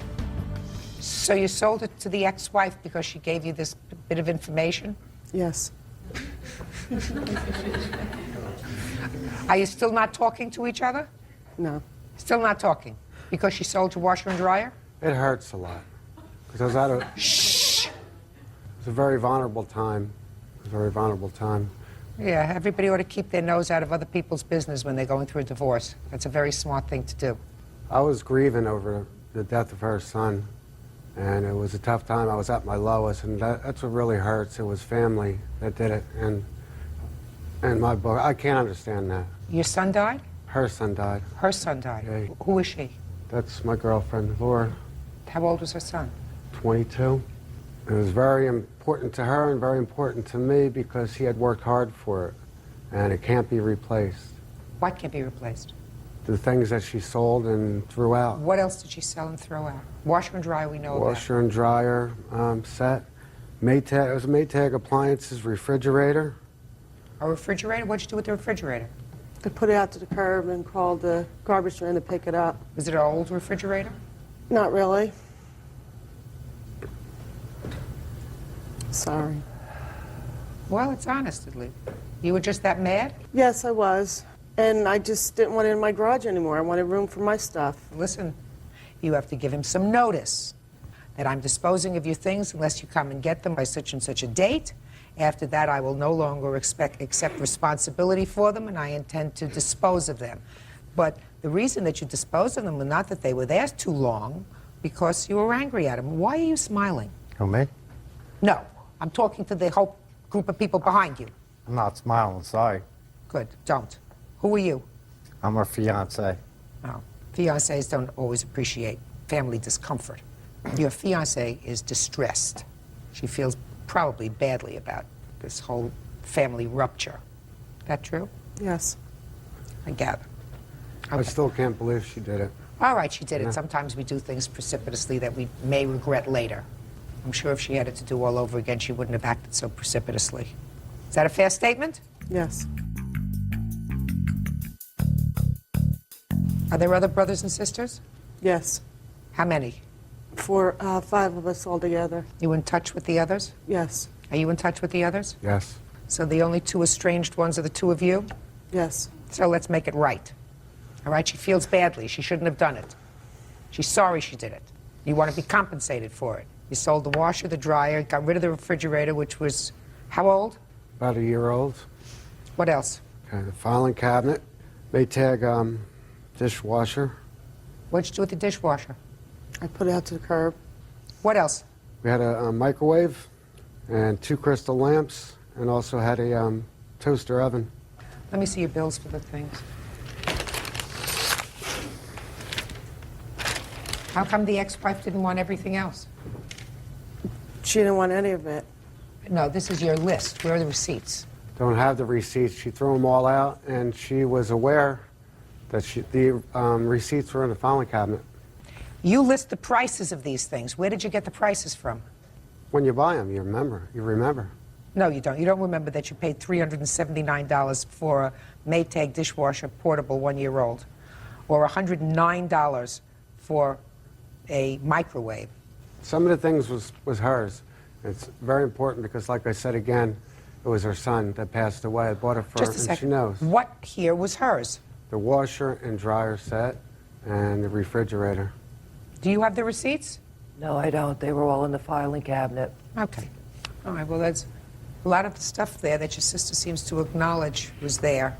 You claim is for $1,898. Doesn't sound like a lot of money for all of those things. Washer, dryer, dishwasher, filing cabinet, microwave. You add all these things up to $2,000. Your lawsuit's for $1,800. Is that right? Correct. Judgment for the plaintiff in the amount of $1,800. That's all. Parties are excused. You may step out. Thank you, Your Honor. Yeah, this is case number 349 on the calendar in the matter of Kamen versus Kamen. Parties have been sworn in. Judge, you may be seated. Got to get comfortable here. Thank you. Ms. Cameron, the defendant is your mother. You purchased a computer for her on your credit card. It's your claim that she paid you back for a while and then stopped, right? Yes, I came on vacation last year, October 2000, and she took me into Best Buy, and she was looking at computers, and then she went to go to purchase the computer, and then she asked to borrow the money off me. We hadn't talked in 5 years because she had done that previously, not paid me on things before. So I thought I'd give her another chance and renew our relationship. And so once you put again, it on your credit card? Correct. I only got approved for $700 at Best Buy. I put $700 on the Best Buy account, and I put the remaining $954 on my Chase MasterCard. And then she paid you for a while. How many payments did she make? Well, I have copies of 3 checks, but she's paid me $500 total so far. And this has been a year. And she told me when she got her inheritance money that she would pay me back for the computer. What inheritance money? Her uncle died and left her a bunch of money. And she promised me when she got that settlement that she would definitely pay me back. Come to find out, I talked to a family attorney. She did get a settlement, the inheritance, in January. And she gets paid every year in January of this year, 2001. What was the settlement? My uncle who raised me, he left me his life insurance policy. How much? I get $10,000 a year. And she chose not to pay me when she got that money in January, and she chose to retile her house. And I've only been out of college for a year, and it's still on my credit card. I've been out of a job for the last 6 months. I've asked her continuously for the last 6 months, can you please pay me that money? How much does she owe you with the interest? Okay, let's start out with the Best Buy. It was $700 open account. It's 21.4% interest, so that comes up to date $880. Then the remainder of the computer was $954.38, comes up to $1,128.86. Okay. Stop. So, why'd you stop paying her? Well, I stopped paying her because my daughter owes me money from years back of college expenses and everything, and I was ill at the time. What do you mean she owes you money? Well, I got proof. Go ahead. The whole time that when she went off to college and everything, I paid her rent for her, I bought her groceries, I paid her credit card payments at the time. She was taking her friends out to Hooters and me paying the credit card bills. She would come home. Please, listen to me. Just remember where you are. Go ahead. And I bought her bedroom suit. I have the canceled check here. I loaned her furniture. And I said, Layla, I have furniture that I want this back. When she got ready to move, she didn't so much as pick up a phone and say, Mom, come and get your furniture. I want to return it. I offered to pay her off in February. She quit her job. She didn't lose her job. Well, how come I don't want you to speak to her. She quit. She wanted to quit her job. She was very unhappy on her job. I sent her $200 a month I got sick. I called her and told her that, Layla, I'm out of work. I'm sick right now. I will get caught up. If I have to wait till January till I get my money, I did go and buy a house in February, and she came down and visited me and everything, and she said, no, I'd just rather you pay me the payments. But unfortunately, things happened, and I got behind. She refused to speak to me. Her roommate would answer the phone. What's your defense to this $2,008? I'm still waiting for defense. Okay, Your Honor, I do have all the canceled checks. I've paid her $854. I gave her $200. So you say it was back. more than $500. You say it was more I like paid her $854. And I sent her a breakdown in June of everything I'd paid her, and I put on there, sweetheart, you know, I'll get caught up on this. This is my daughter, Your Honor. I love her. And I cannot believe I'm here today. I mean, you know, I cried I can't for believe 2 you're sitting here days. saying that you love me, and you're sitting here lying. Miss Cameron, don't speak to her. She's lying. I cried for 2 days when she did this. She says she made $800 worth of payments. And the last one was $54.38. And one of those checks that she has, I loaned her $100 And I gave because she had no money. And so $100 of that money needs to be subtracted off because I gave it to her as a loan. It's on there. Because she had no money, and she came up to Atlanta for a seminar with her company, and I loaned her $100. I deducted the $100 off of there. I'm not denying that she's made some payments to me. I'm not denying that. It's just the point that she got her settlement back in January. She's had plenty of time to pay me back. She got, just like she said, $10,000. She's been working for GE. There's no reason why she couldn't have paid me back. And I got my student loans right here. I'll show you where I owe $20,000. Just a second. Just a second. I'm not interested in her story that she paid for your things in college, and she paid for your rent, and she paid for your books, and she paid for everything else. That's what a parent's supposed to do. But she never did, though. Just a second. If she did that, that's what she's supposed to do. And if she gave you furniture, that's what she's supposed to do. And if she bought you a couch and a bed when you were there, that's what she was supposed to do. It wasn't even her furniture. Shh, hey, that's what she's supposed to do. I'm just trying to figure out how much she still owes you on this computer, because the amount that you gave me for $500 was wrong. I actually, there's a correction to the amount she owes me. In order to get the discount on the computer that she got, they took money off if she signed up for 3 years at MSN. And I've been paying for it. I got the credit card here where I've been continuously paying for an MSN service, $21.95. What's MSN? Online internet service. And that was a family plan. And she could have access and if to I use it cancel also. it, Just a second. It may have been a family plan, madam. But it was for her benefit, and not use it. But she didn't have it before. No, she did not. So and I don't have a computer. shh. Sorry. So she got the computer at a discount. It's like buying a cell phone. We'll sell you this $150 cell phone if you sign up with us for 3 years. So it's the same kind of thing. And I have changed that, Your Honor, and that comes out of my bank account now. I can prove it right she's still now. paying for it. No, she's not. Right here, I got my credit card statement. She's not Shows you anymore. to date. Your Honor, when this she was- must have just did this. I did. I did it 2 months ago. No, I because changed I got proof right here. I can show you. Don't. Right here. You got November payment on Right there? here, October of 2001. It's still on there. So right there, she's lying. Go ahead. I changed it, Your Honor, when she served the notice on me, which was October, when they came to Why the... didn't you She change just it said before? 2 months ago. Now she's changing her story. Hey. Because I did not have a credit card. They would not. I asked them if they could automatic debit my bank account at the time, and they said no. And if I cancel a service, they charge me $500 to my credit All right. Your mother owes you $1,918 because I've given her credit because you said she only paid $500. She paid more than $500 towards the computer. But she owes you for the rest of these things. Your excuse is a pretty lame excuse. If you run out of money, the first thing that you do is you pay your child money. You don't buy a new house. I didn't, Your Honor. Yeah, you just told me. You I told me you did. bought it. When I started having You told problems... me that you bought a house. in February, and I offered to pay her off at that time. Just a minute. You shouldn't have offered to pay her off. You give her a check. You say, here's what I owe you. Do you think I'm speaking. Sorry. You don't offer to pay her off. You say, here's the check. Well, I'm that's giving what I you the should've money done. that I You're owe right. you. But not conjure up in your mind, because I read your answer, and your answer says, which I found interesting, you say, she actually owes you money for all the things you did to her when she was a child. No, That's she what- was not a child. She was over 18 years old. That's a child. 19 is a child.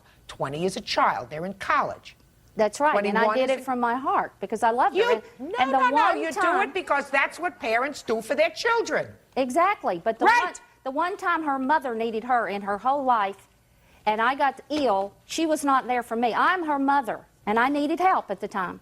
You needed help because you had overextended yourself, and you spent your money someplace else. I had to buy a house, Your Honor. I was living with a friend at the You time. don't have to buy a house. You can rent an apartment. You don't have to buy a house. Well, my house payment is lower than an apartment. That's wonderful, but if you were going to pay her up, I'm going to say it again, then if you had the money, then you write her a check and you say, here, put this in your account. We're now free and clear. I don't owe you anymore. I've paid you my debt. But not to pay your child. Your Honor. That you do. Goodbye. Parties are excused. You may step out. Didn't do a thing for me. The one time I needed her, she was not there for me. I was there for her. I helped her out, but she had no money. No, family doesn't do this to each other. And then for her to sit here and say I was never there for her, never did anything for her, I mean, that hurts. And now the next case.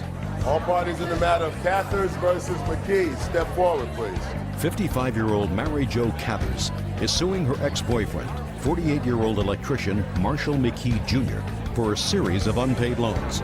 Marshall says Mary Jo never used the word loan until they broke up. Ms. Cathers, according to your papers, the defendant is a former boyfriend of yours who you've known for a very long time, many years. You claim a series of loans to him recently after you got a settlement from an accident that you were in. Correct. Mr. McKee says he accepted money from you, but there were no loans, there was no arrangement to pay you back. These were all gifts given out of friendship and the relationship that you enjoyed. Is that right, sir? Your Honor, there's nothing in writing, Doesn't have to be in writing. and there was no verbal agreements for any payback whatsoever. Fine, then that's what we're going to find out. When was the first loan and what was it for? December. December of 2000. Yes. Actually, the first loans were for rents, and I've canceled checks. How much for rent? And tell me under what circumstances you paid his rent. Him out of work here and there, and I felt sorry for him and loaning the money. And Tell me how that happened. Tell me what he said to you, what you said to Because he him. Where did borrowed it the take money place? to pay his rent. He needed it. He'd pay me back when he got his job. And you said to him? I said I didn't have that much, but I could help him, somewhat. Okay. But I needed the money back because I am on a very limited income. So what did he say to you? That I would get my money, I would get my money. And how much was the first check that you gave to him? Actually, I had one where I paid the landlady myself. And how much was that? And that was for $60. That's not rent. How much was your rent, sir? My rent on my RV is $60 a week, and she volunteered to go ahead and pay Don't tell that me what to she her. volunteered. I asked you a simple question. Your simple question was, how much is your rent? $60. $60 a week. And in total, how much did you give him towards the rent? Over a period of a year, $887. So you were out of work for a long time? No, ma'am, not that long. Well, let me see the cancel checks.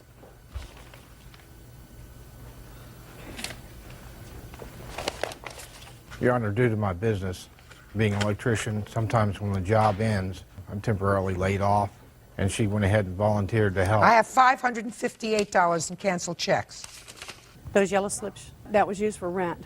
What do you mean that was used for rent? Those yellow slips, Your Honor, were for pawn shop loans that I had to have to pay my rent. She went ahead and volunteered to just go ahead and pay everything, and naturally the pawn shop's not going to refuse cash, and I kept telling the manager, no, I don't want her to do this. So you pawned stuff to pay your rent? Yes, ma'am. And then she got your stuff out of pawn? That's correct. So that's rent. What other money did you give him? Because your lawsuit wants These are $4,068. Tell me. These are Don't show me. attorney's fees. All right, tell me about the attorney's fees. When? July 6th, he wanted to talk to his attorney to see if this attorney could help him. Was it a And- criminal matter? Yes. Go ahead. And so he said it was a $75 consultant's fees, give him that. And then he come back out saying that the man could really, really help him, and he was crying, and he knew I had just gotten the money from my accident, so I wrote a check out for $2,500 in the assumption that he said, I said, I can't afford this, I have to get a refrigerator and things, that he would give me my money back. There's also a check here in April of 2000. For rent when we were starting to rekindle things again. But he never paid you back the money, according to you, that you gave him in April of 2000, right? No. So why did you give him thousands of dollars to pay a lawyer and thinking that he was going to pay you back? He promised to pay it back. I thought we had a relationship going. He And didn't then pay this- you anything back for the April 2000 Correct. loan that you gave him. He didn't pay you anything back for the December 2000 loan that you gave him. Your Honor, can What? I say something? In 2000, December of 2000, we started cohabitating again, living together again, and Where? cohabitating at her residence in Brevard County. Excuse me, he has never lived with me. That's incorrect. That's completely incorrect. Well, if he was living with you, what were you paying his rent for someplace else? Thank you. I still had my RV over in Orange City. I still had to continue lot storage and lot rent on What were it. you arrested for, sir, that you needed a lawyer for? I was arrested for being someplace with some friends that I shouldn't have been. That's not a crime. I know the penal law pretty well. Right. That's not a crime. What were you arrested We for? were traveling through a neighborhood and got stopped, and we were charged with trying to purchase illicit items. Okay, so what were you arrested for, sir? There is a name for what you were arrested for. Solicitation. Is this the first time you were arrested? Yes, ma'am. What happened with the case? It's pending. Still pending with the same lawyer? No, ma'am. That attorney withdrew himself from the case Why? because he wanted more money. I couldn't come up with it. And how many court appearances did he make for you? One. Well, then you got some money back from him. No, I had signed a contract and it was a non-refundable fee. Let me see the contract. I don't have that. I don't believe you. I can give you the attorney's name. I don't believe you. I don't believe that a lawyer appears with you in court once, then withdraws from the case, and says, you're out, your retainer. He did. Yeah. You can even ask Mary Jo. If you don't make an attempt to pay him, I guess the guy's not going to represent you, right? Well, especially when it's not your money that you gave him as a down payment. I know. Well, she just whipped out her checkbook. Just and listen to wrote the me. checks. Don't tell me she just whipped out her checkbook. If you're speaking to the lawyer, you're not an idiot, are you? Oh, no, ma'am. Good. If you're not an idiot, then you say, how much is this going to cost me? It's my first arrest. It's an arrest for solicitation. How much is your entire fee going to be? Isn't that what you asked him? Yes, ma'am. And what did he say? $4,000. He appeared with you once. He didn't appear with me, but he appeared in court. He appeared in court once. Not even with you. $2,500. So all you had to do was come up with another $1,500. Right? Yes, ma'am. So you knew you had to come up with another $1,500. Even if I believe your story that he didn't give you back any money, which I'm not sure I believe. So why would you sign a retainer agreement with him for $4,000 if you didn't have the other 15? Well, at the time, I was changing electrical jobs again. This was in July? Last of July, yes, ma'am. All right. So can you explain to me why, sir, you still needed money to help pay your rent? Well, the rent meter keeps running. Why didn't you pay your own rent? I was during the time. During what time? Not in July, you weren't. Oh, I was collecting unemployment at that time. You just told me you were working. Well, I was collecting unemployment prior... And working. No, prior to gaining employment again. Ms. Cathers. Yes, ma'am. Part of your money is stupidity. Yes, ma'am. All right? You're not going to get any money for the rent you paid to him because that comes under the category of dumb. Because Dumb you kept- love. No, just dumb. Dumb. You don't have any money, I'll give you money for rent. But the part that I'm more interested in is this big chunk of money that you gave to him, $2,500. $2,500, I believe he took advantage of you. And I also believe that he got some money back from the lawyer. Because I don't know of any reputable attorney who got more than 50% of his full retainer and then would withdraw from the case after making one court appearance without even the defendant being present. You can call him, Your Honor. I don't want to call him. And if you didn't get any money back from him, you should have sued him. And you don't even have your retainer agreement to show me. Judgment for the plaintiff in the amount of $2,500. That's all.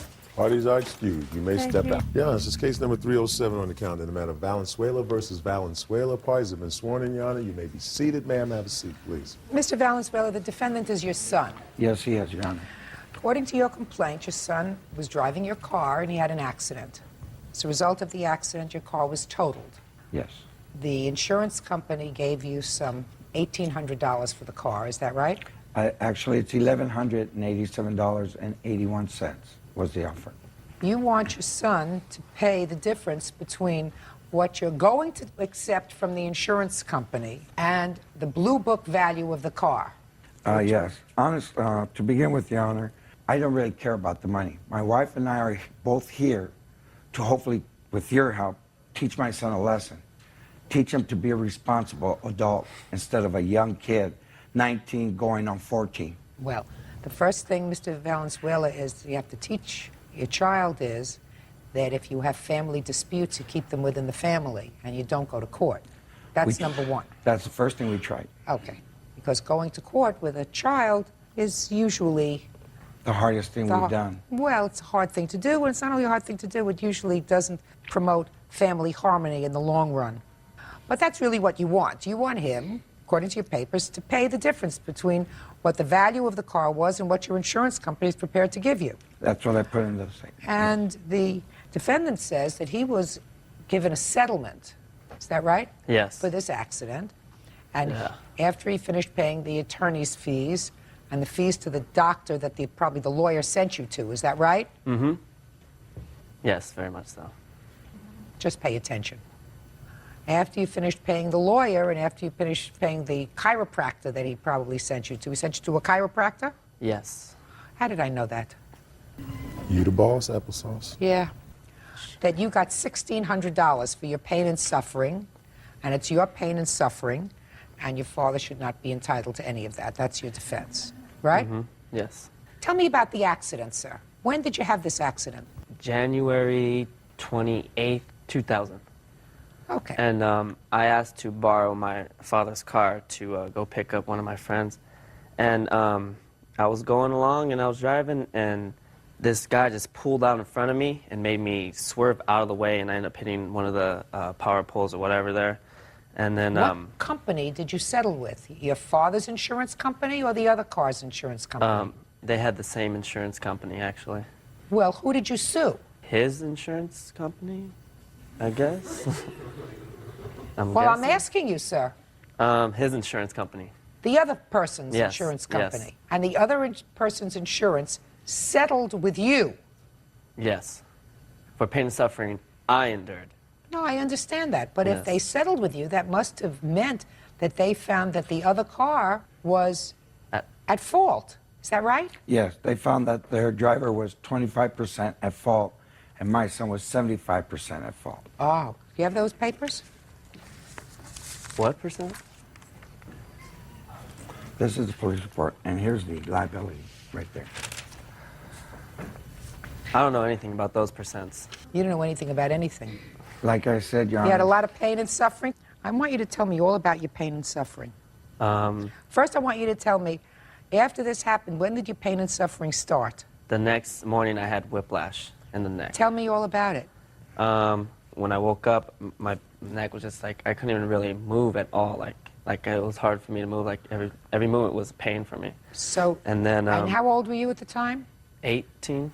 What were you doing at the time? Were you working, going to school? Oh, I was a student. You were a student? Yeah, high school Where? student. Cal Poly Pomona. I was going to Apple Valley High School. No, don't look at him. Look at me. Look at me. So Okay, you were I was going to Apple Valley High school. School. I was a high school student the date of the accident. And the pain that I endured... Did you go to school the following week? Yes, I think so. I'm not When did you go to see a lawyer? I'm not sure. Try to think. Within the week or so? Approximately about 3 to 4 weeks after that. And how many visits to the doctor did he have between the time of the accident and the time you went to see a lawyer? About 3 or 4 times. Before you went to the lawyer? Yes. Did you graduate from high school? Yes, with honors. Perfect, which means that you didn't miss too much school because of all of this pain and suffering, right? No. Mr. Valenzuela, Yes. Mercury Insurance, I gather, insures both you and the other car. Yes, Is that they do, right? Your Honor. Well, Mercury Insurance Company did pay him in settlement to settle a claim for what they perceive to be his pain and suffering. You are not entitled to that. Okay. According to him, he got a net check of $1,600. Neck and back. Oh, I feel so sorry for you. The accident was mostly your fault. What do you want me to do? Throw you a party? A pity party? He pulled out in front of me. If you weren't going so fast, sir, you wouldn't have hit a pole. You're supposed to drive defensively. You're supposed to be able to stop on a dime. I saved his life by not hitting him. I'm not going behind what they found. This was your insurance company and their insurance company. You had the same insurance company. They found that you were 75% at fault. You were 75% at fault in causing the accident. And now I don't know whether they checked skid marks or whether they checked your odometer. I don't know what they did. But that's what they found. So if you were injured because you were going too fast in a car, and you must have been going pretty fast if you totaled the car, then that's what happens. Then you get a backache and a neck ache. What do you want me to do? Cry for you? You look pretty healthy to me. Real cases, real people. Judge Judy. Danny Valenzuela says his son, Danny Valenzuela Jr., needs to be responsible for totaling his car. Danny Sr. claims his son has received a settlement for the accident and refuses to hand over any money. What are you doing now? Working. What kind of work are you doing now, Mr. Valenzuela? Sales. What kind of sales? Sporting goods store. What kind of things are you selling? Basketballs, tents, you know. Things that you have to move around a little bit? Yeah. Yeah. So clearly you are not totally incapacitated, right? As a result of this pain and suffering brought on mostly by yourself? Yeah, I guess so. Yeah, right. Sir, if you have an 18-year-old child and you let him drive your car, Yes, you have to either have a lot of insurance or you don't let him drive your car. yes. The That's thing what where we started with this, though, was when he had the accident, I got him to the doctor and everything. During the next 2 weeks, he goes, Dad, I feel really bad about it. What I'm going to do is make it up to you and Mom. Whatever I get from the insurance, I'm going to make up the difference. I'm working. I'll pay you guys back for the car. Don't worry about it. Everything will be fine. I said, you sure? I was really, I was impressed. My son's being responsible. 2 years later, he finally gets a settlement. I call him and said, hey, you know, you got a letter here. He reads it, goes, I'm going to sign, settle. Saturday comes, he gets a check. I call him again. I paid him. I said, you got your check. Comes home, says, I'll be right back. That was the end of September. The first time I seen him since then. What happened? Shh. What happened? Well, I got the check. Yeah. Please. So I'm asking you. I really can't say. Oh, yes, you can. That's why you're here. Well, this was money coming to my personal injury. This was money, this was a settlement for pain and suffering I endured. Listen! But for the fact that you were out and your father let you borrow his car, you would not have been in a position to hurt yourself or to destroy his car. He didn't have anything to do with it but say, okay, you can borrow my car. Right? Not his fault. Most of this accident was caused by your negligence. And all your father is saying to you, hey, stop touching your nose and look at me. All your father is asking you to do is to be responsible. Because you said to him, I feel terrible about what happened to your car, and whatever it is, I'm going to make it up to you. Whether it's from the insurance settlement if I get one, or from a job that I have, whatever. I'm sorry someone else made me crash your car. That's what I'm sorry for. Mr. Valenzuela, you ain't getting it. Are you just thick? Your father and your mother are home. But for the fact that you were out in their car, they would have their car. Now, whether you feel a moral obligation, which you probably should, I'm sure your parents are hardworking people, just from a moral perspective, if you said to them, I want to make it up to you, which was the right thing to do, and then a couple of years go by, and you say, well, now I got the check, forget about my moral obligation. All he wants you to do is to be a man. Exactly. I don't have $5,000 to just... Here, there's no Pop. way. No. If you got a check and the whole check you got from them was $1,600, father's not looking for $5,000. Maybe what he puts here, but wasn't even your agreement with him. That's not even what you said to him. You said to him, "I'll give you the money when I settle with the insurance company." Isn't that what you said to him? Yeah. So why didn't you do that? Because I think that whole check I deserved for myself. I think my neck and back pains was something I went through. He didn't go through that. I was in pain. You caused it. But I was in pain, though. I was in pain. Just a second. You caused yourself to be in pain. So then I caused myself to have that check. Oh. I don't think you're going to get through. What? I'm not going to get through. Now you see, that's what we go through. No, Mr. Valenzuela, you're not going to get through to him. Either he just decided that he's going to stonewall me, or he's pretty stupid. I don't know which one. Actually, he's a very smart, charismatic young man. Not to, listen, But let me tell you something he's about just not growing charismatic. up. Let me tell you about First nice thing he charismatic. said He to me doesn't do a once. thing for me. He doesn't do a thing for me. Because right now I'm not sure whether he's a wise guy or just plain dumb. Because the last comment that he made to me, if I caused the accident, then I should get the insurance money. Isn't that what he said? Something like that? That's what he said. If I caused the accident, I should get the insurance. What? He earned it. He earned it. He earned it. He earned it. Bird would ordinarily be on the side of a teenager. Bird likes teenagers. He really is all for teenagers. He thinks they're all terrific. And me, I'm not so sure. But Bird, he loves teenagers. Me, I like them medium rare. You got $1,600? You told your father you would give him the insurance proceeds? You changed your mind. There's no basis for you to change your mind, sir. You made an agreement with your father. That's what you have to give him. Judgment for the plaintiff in the amount of $1,600. That's all. Parties are excused. You may step out. What did I do wrong? Someone else forced me into an accident, and then all of a sudden I'm here in court, and it's like a case all of a sudden. I don't know what I did. I still don't know what I did wrong. I didn't really care about the money. It just his actions. And I told him, you know, grow up. And now the next case.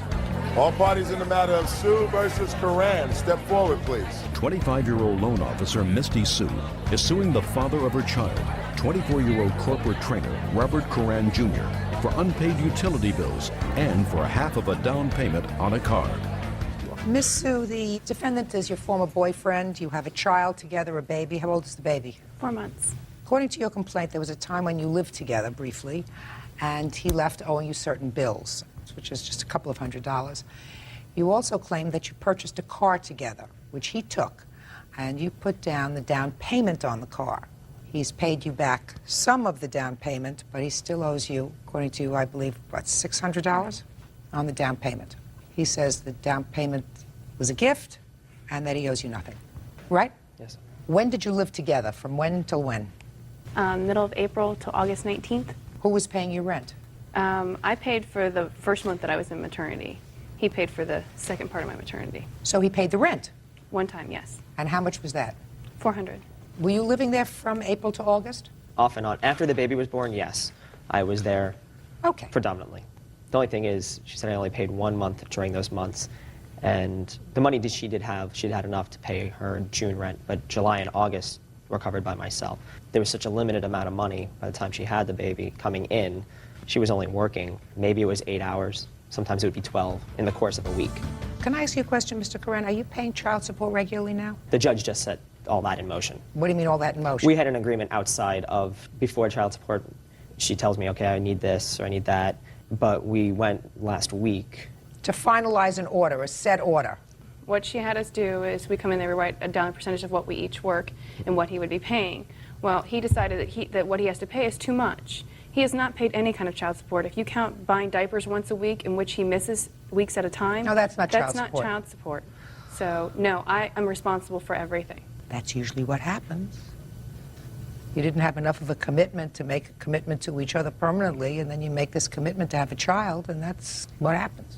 Your Honor, I have acknowledged that when the judge makes the decision of, okay, how much, I will go back retroactively. That's not an issue. Okay.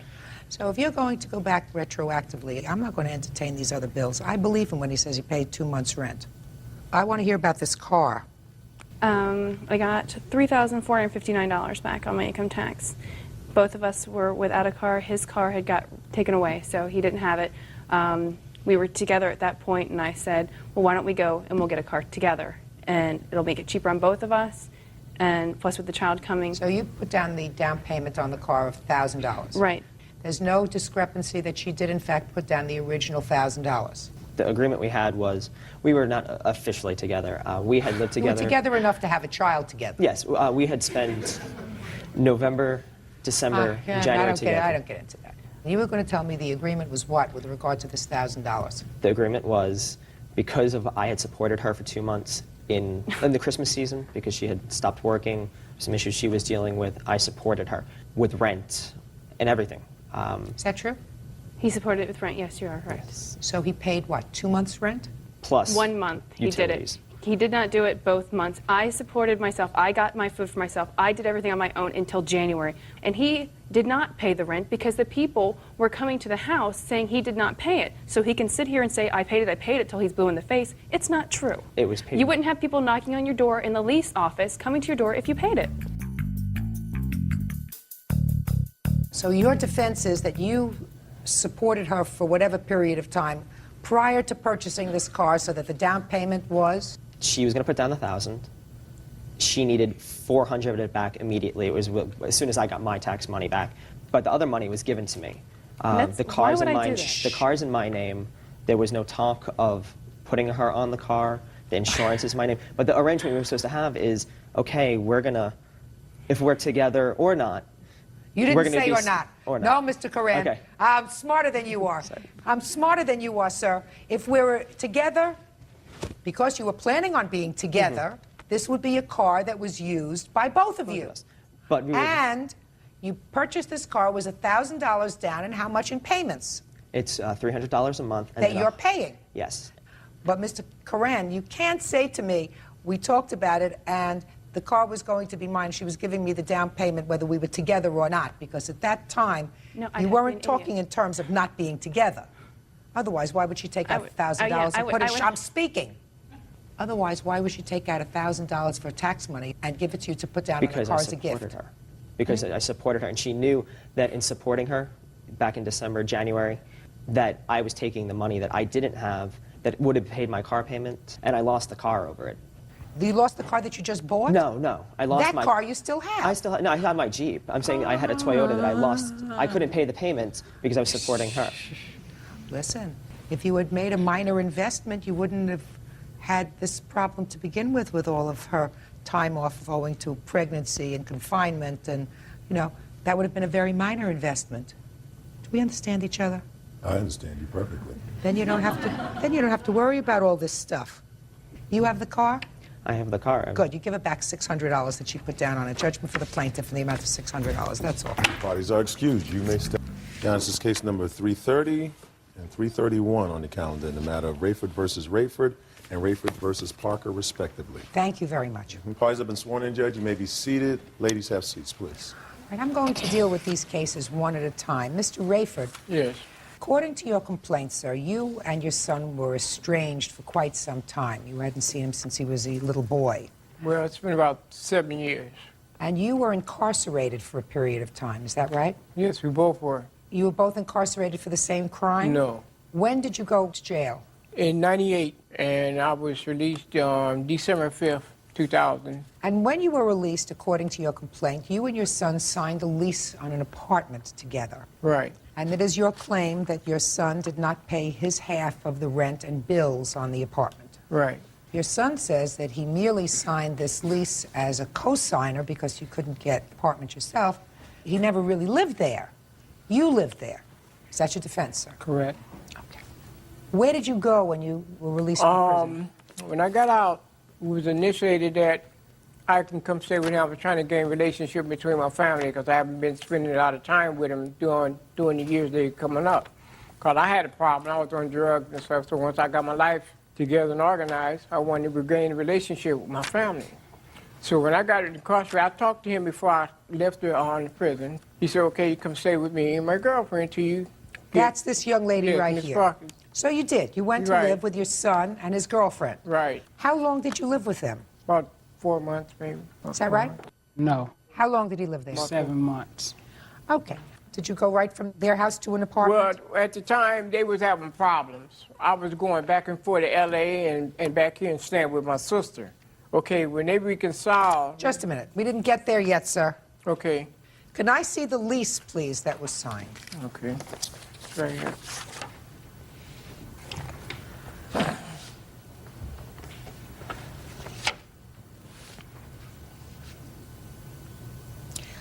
Now, Mr. Rayford, did you have a discussion with your son about your son actually living in this apartment?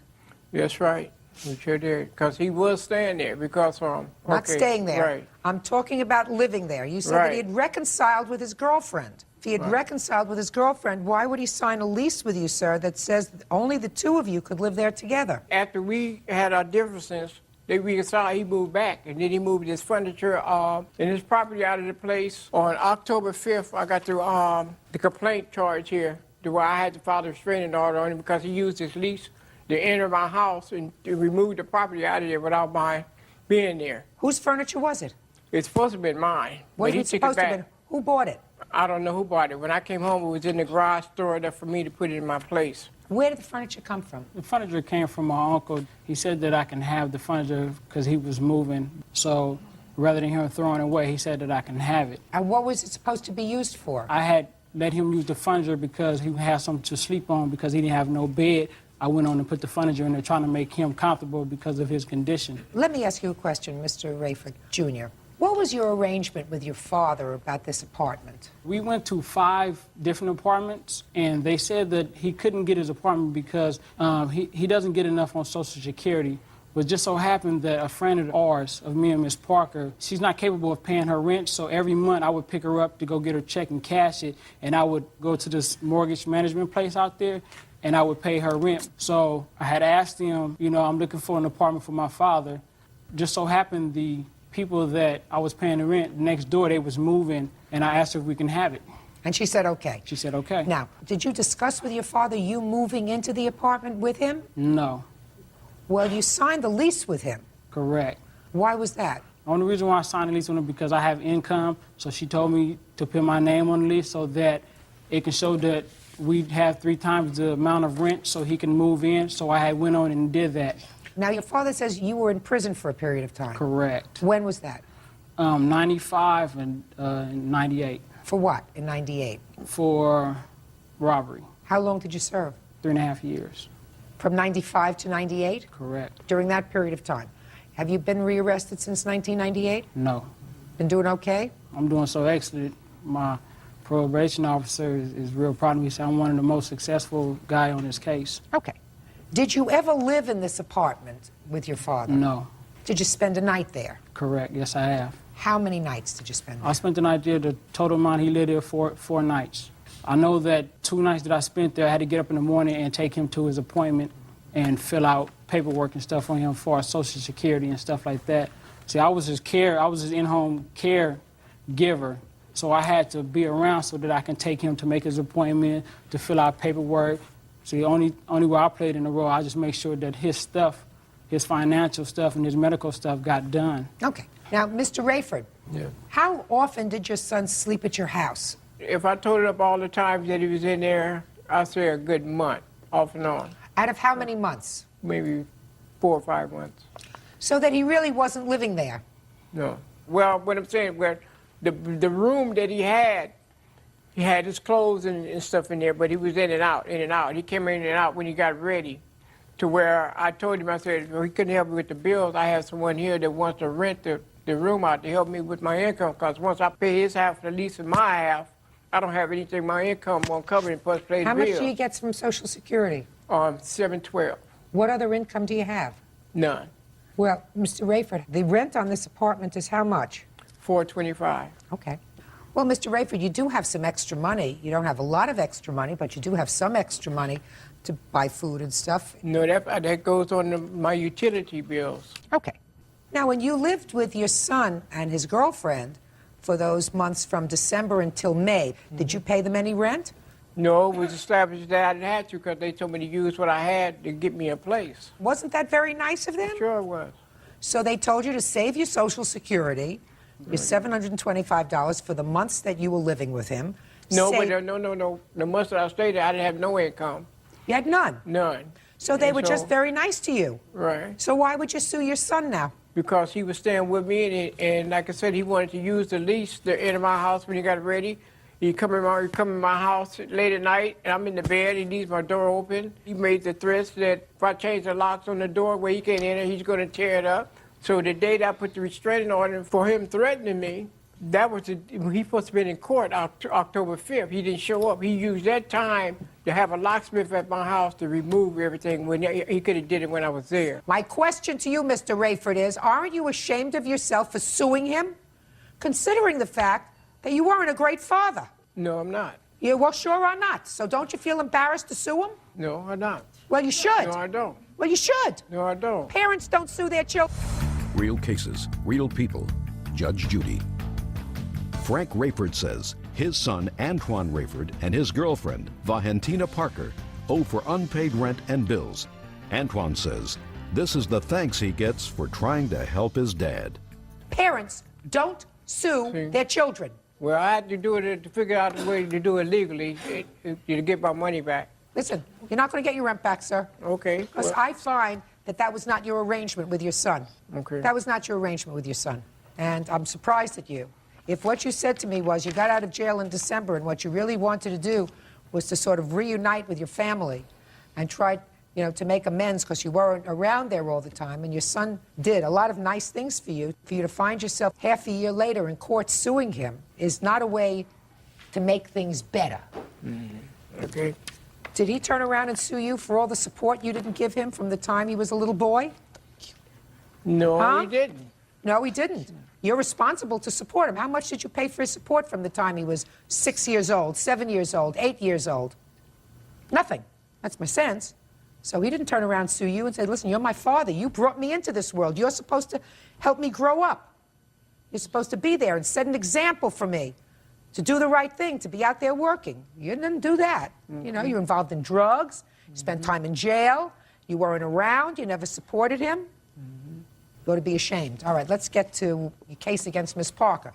Miss Parker let you come and stay in her house for 6 months. You paid no rent. You tell me what you're suing her for. For undue cable bill. When I moved out, she had me to, her cable got turned off, so she asked me to co-sign for it to have the cable turned on. With your credit? She wanted you to co-sign? All right, go ahead. Okay, then, so, in other words, she couldn't have got to put it in her name, so I did. She paid everything. She paid the deposit and everything right there, but they had to use my name. Okay, then the bills have been paid all the way up to the time that she moved in the new residence. She had it turned off.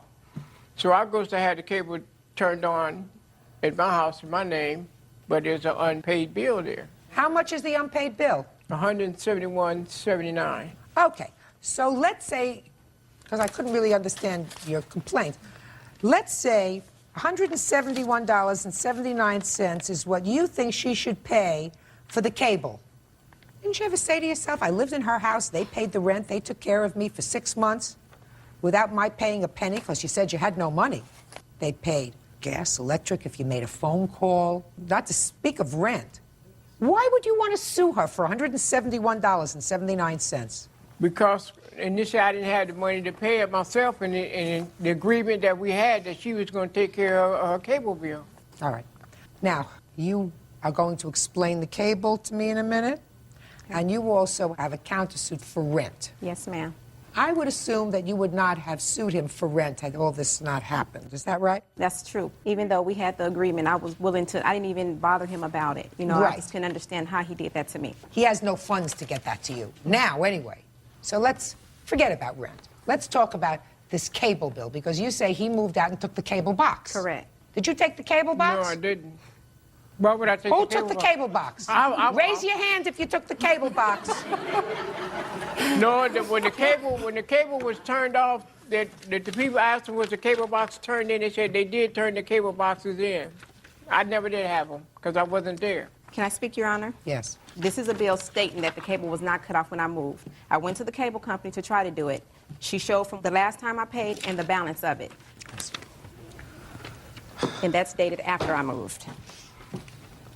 When I got the paper from Mr. Rayford saying I owed him $370 something, that's what made me go down there. And it was a balance of $170 something, which I couldn't do anything about it without the box nor his identification because it was in his name. Well, somebody's got the box. Well, I never did take the box because I wasn't there. And I wasn't staying in the house. Which you can see the cable was not cut off when I moved. It was still on. That's even dated up to the 11th month, which is right, which is far after he moved. Yes. You can't get your money. You better find the cable box. I'm dismissing his claim against you, Miss Parker. Thank you. You understand? Yes. And can I just make a statement with that? Sure. And with that agreement, it's even with Social Security. I had to fill out a form stating that he'll pay me $300 a month and back pay. That's how he was supposed to get his back pay. We both had to do it. Can I see This it? is a statement here. It's just saying basically it was still some information they needed, which what they needed was for me to state that I was charging him for rent. Okay. Basically is what that is from Social Security. They needed more information. I got you. Now, how much of a check did you get, Mr. Rayford, when you got your back check from Social Security? Oh, it's right there. It's $800. And so you went in, you put down security deposit for your apartment? That was it right there, the 800. So you managed to save up some money? No, I didn't. While you were living with her? Sure you did, because she didn't charge you rent, and you got $800. Your Honor, That's all I have I a got. paper right here as far as the down payment. He didn't pay that whole $800. He paid half because I told him take the other half and buy you some clothes and hygienes and things which you need. It has the first payment that I made. I went up there twice and made it. The first payment was $425.01, and the second payment he made was $530.01. As you can see on the rental agreement, that I'm the one who did all the legwork. For the simple fact is he never was around to sign the paper. My name is on here. Okay. And Your Honor, I also have something to say. After Mr. Rayford had my mom served with the paper and everything, Mr. Rayford came to my job. I'm also suing him for harassment. What happened at your job? He came to my job. Just so happened I was there. I brought my boss, my supervisor at the time. He went to her saying little threats. I have her here with me. I'd rather her stand up and speak in regards to it, me almost losing my job behind it. Okay. Tell me your name. Tanya Smith. All right, Ms. Smith, you were her supervisor? At the time, I was, yes. You remember a time when Mr. Rayford came to your place of employment? Yes, I do. He called a couple of times. Can and you then tell he me came. when it was? The first time he called, he wanted to know if she was at work, and I told him she wasn't there. He said that he wanted to get in contact with her. A couple days later, he came in with another guy and said that he needs to get in contact with her. If she don't get in contact with him, she's not going to like what he's going to do to her. He said that to you? He said that to me. What happened next? After that, I told him I had nothing to do with it. He needs to get in contact with Tina herself. After I got off work that day, I called her and let her know what he said. Did he contact you? He came to my house several times, and my mom told me. She called me at work, to which I have had to change my work hours from 6:45 in the morning to 3:45. I work from 12 midnight to 9 in the morning, to where I won't have to see him if he do come in. If anyone call Walmart, a gentleman, they'll tell him I don't work there. Simple to the fact, with that, what he said to her, I don't know what it meant, basically how he meant it. Can I make a statement on that? Absolutely. When I was calling the job, I was calling there because I didn't know where she lived at, her phone number, to get in contact with her about the cable bill. Okay, I came up to Walmart shopping. Okay, I asked was Tina, was she at work at that time? I had asked her. She said, no, she's not. I said, would you have her to get in contact with me because I want to find out about this bill? And so she never did call me. When I called her on the job, I did talk to Ms. Parker. She said, I can't talk to you right now, and I'll call you back. Okay, then, so my calls never returned, so I called back the next day. That was the only time that I was calling to find out about this cable bill. So since she didn't want to get in contact with me, I went to the court and filed the papers to find out how I'm going to get this cable bill paid. Mr. Rayford, sounds as if your son and his girlfriend were very good to you at a time when you needed them. I'm not doubting that. So you shouldn't be here in court as a plaintiff at all. You should be trying to be a good parent now. It's late in the game, but you certainly shouldn't be here harassing your son, harassing his girlfriend, both of whom are employed, seem to be doing okay. Your son seems to be doing okay, hasn't been in difficulty since 1998. He came to help you even after you moved. You should not be here. And you certainly owe Miss Parker, instead of a threat, a thank you for letting you live with her. Yeah, but I didn't threaten her, though. I had no reason to. Well, you probably made it unpleasant. It's not the kind of harassment, Miss Parker, that you get compensated for. But what I'm saying to you, sir, is, looks to me as if you have a pretty nice son, and he's got a pretty nice girlfriend.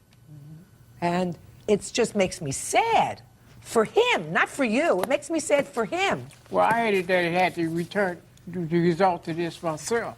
You know, I didn't want to go this far, but Well, you shouldn't have gone that way at all. So say you're sorry and thank you. Your case is dismissed, and as far as you're concerned, maybe I think he's got it. You know what, Your Honor? I wanted to say that this is right here is it's a paper that he's supposed to sign so that I can get paid when I was in home service. He didn't want to sign it because, like he said, when he pays bills, he don't have no money. So I asked him to sign it. He didn't want to sign it because he felt that he should get half of this money. So you were supposed to get compensated from the federal government as a home health aide. Correct. But your father had to sign for the fact that you were, in fact, there. And your father said to you, I'll sign for it, but you have to give me half the money. Correct. Sounds like you're doing fine. Correct. He doesn't get it. You got it? You doing fine with her?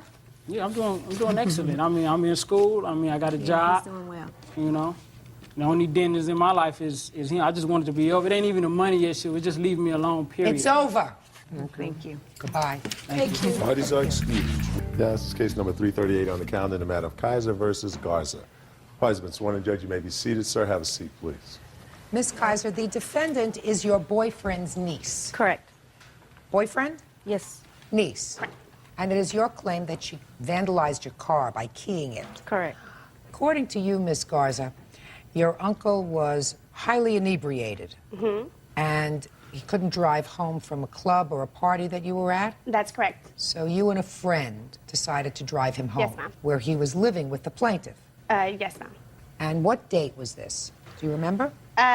We had went out on Thursday, it was July the 20th, and we left the club approximately at about 2:30 in the morning. Were you with your uncle? No, I was there with a friend, and we ran into him. What made you think he was too drunk to drive home? Because he was stumbling, and the guy from the door had taken his keys because he had parked right in front of the door. So you volunteered to drive his car home? That's correct. What happened when you got to the house? When we got to the house, Marianne had locked the door, and he was upset. We had to help him up the stairs. He started banging on the door. She came out. She started cursing and yelling that I had him out, and she was just saying all sorts of types of stuff. And we just helped him in the apartment. She kept telling us that we had to leave, and she was yelling at us. And my uncle was wanting us to stay there because he wanted us to drink another beer with him. And I was telling him... That was the last thing you needed. I was telling him that I had to go because I had to go home to my baby. And she was telling me to leave, and my uncle was persistent. And then they got into altercation. We proceeded towards the door. My friend opened the door. When she opened the door slammed because it was kind of windy outside. And she started cursing again. We were walking down the stairs. We just ignored her because she looked intoxicated herself. She was yelling at us down the stairs, and we just ignored her because she was making an idiot out of herself. Okay. And you went home? That's correct. Okay. So your boyfriend went out that night? Right. Had he asked you to join him? No. Were you annoyed with him? We were mad at each other at the time. So he decided to leave on his own, so he went. And they came home? They came home at approximately 2:35 in the morning. Go ahead. They stood at the door. When I opened the door, I said, "What are they doing here?" And he said, "Well, they're here to have a drink with me." And I said, "Well, they're not going to have a drink with you." She said, "Well, I had to drive him home." And I said, "Well, fine, thank you. Give me the keys." So I get the keys. They still step in. I stood by the door, and I told them, "You're not going to have another beer, so you might as well leave." Then I asked him, I said, "Who is this other girl?" He goes, "I don't know. It's her friend." And she goes, "My friend Lori." I said, "What are you doing bringing strangers home?" And then he goes, "Well, you they were just wrong gave-" at that. You were wrong at that point. And I asked him... Because you didn't know the story. That she drove him home? You didn't know the whole story. I mean, if she was with her friend and they were leaving the club, well, they and were he was drunk, and he was drunk, they weren't together. Well, she had already told me. Why are you being aggressive to her at all? Because her and I do not communicate. She drove him home fine. I said, "Thank you, give me the keys." She gave them to me, and I said, "You guys can go home. You're not going to have another beer." Okay, go ahead. No, she didn't Not say. now. Now listen to me, Ms. Kaiser. She didn't say she was going to have another beer. Your drunken boyfriend said. She said he wants us to have another beer. I said, "You're not going to have another beer." So I repeatedly asked him to leave again and again, and they still wouldn't. So then I started, getting upset. Yes, I did. Her friend Lori slams the door open, rushes down the stairs. She starts cursing me, and she goes after her, doing the same thing too downstairs. So I did it up here. I did it up here too, yes. A few minutes later, I go try to move my truck from the back to the front, and I see them keying my truck. So I didn't say anything. I let them do it. I came back in, came to get him. He was out already. You said that you saw them keying your truck? What were you going out to move your truck for at 2:30? I was going to move it to the front. Why? Because I don't normally park it in the back. I always park it at the front. But there was no parking space at the time. Yeah. When they left, I saw that there was a space right there, so I went to go move my truck. And there they were. At 3 o'clock in the morning? I'm sorry? At 3 o'clock in the morning? At 3 o'clock in the morning, I just decided to go move it, and there they were. But it was a good thing I did. I saw them. What did you see her do? Writing all kinds of things on my truck. They were keying it, both of them. Let me see the damage to the truck.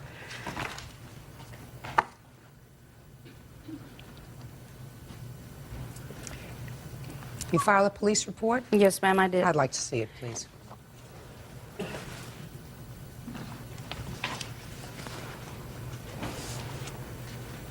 One of her favorite words is on my truck, too. Is this the only police report you have, Miss Kaiser? Yes, ma'am. And you spoke to somebody on the phone? Or Yes, did you ma'am. go there? No, I spoke to them over the phone.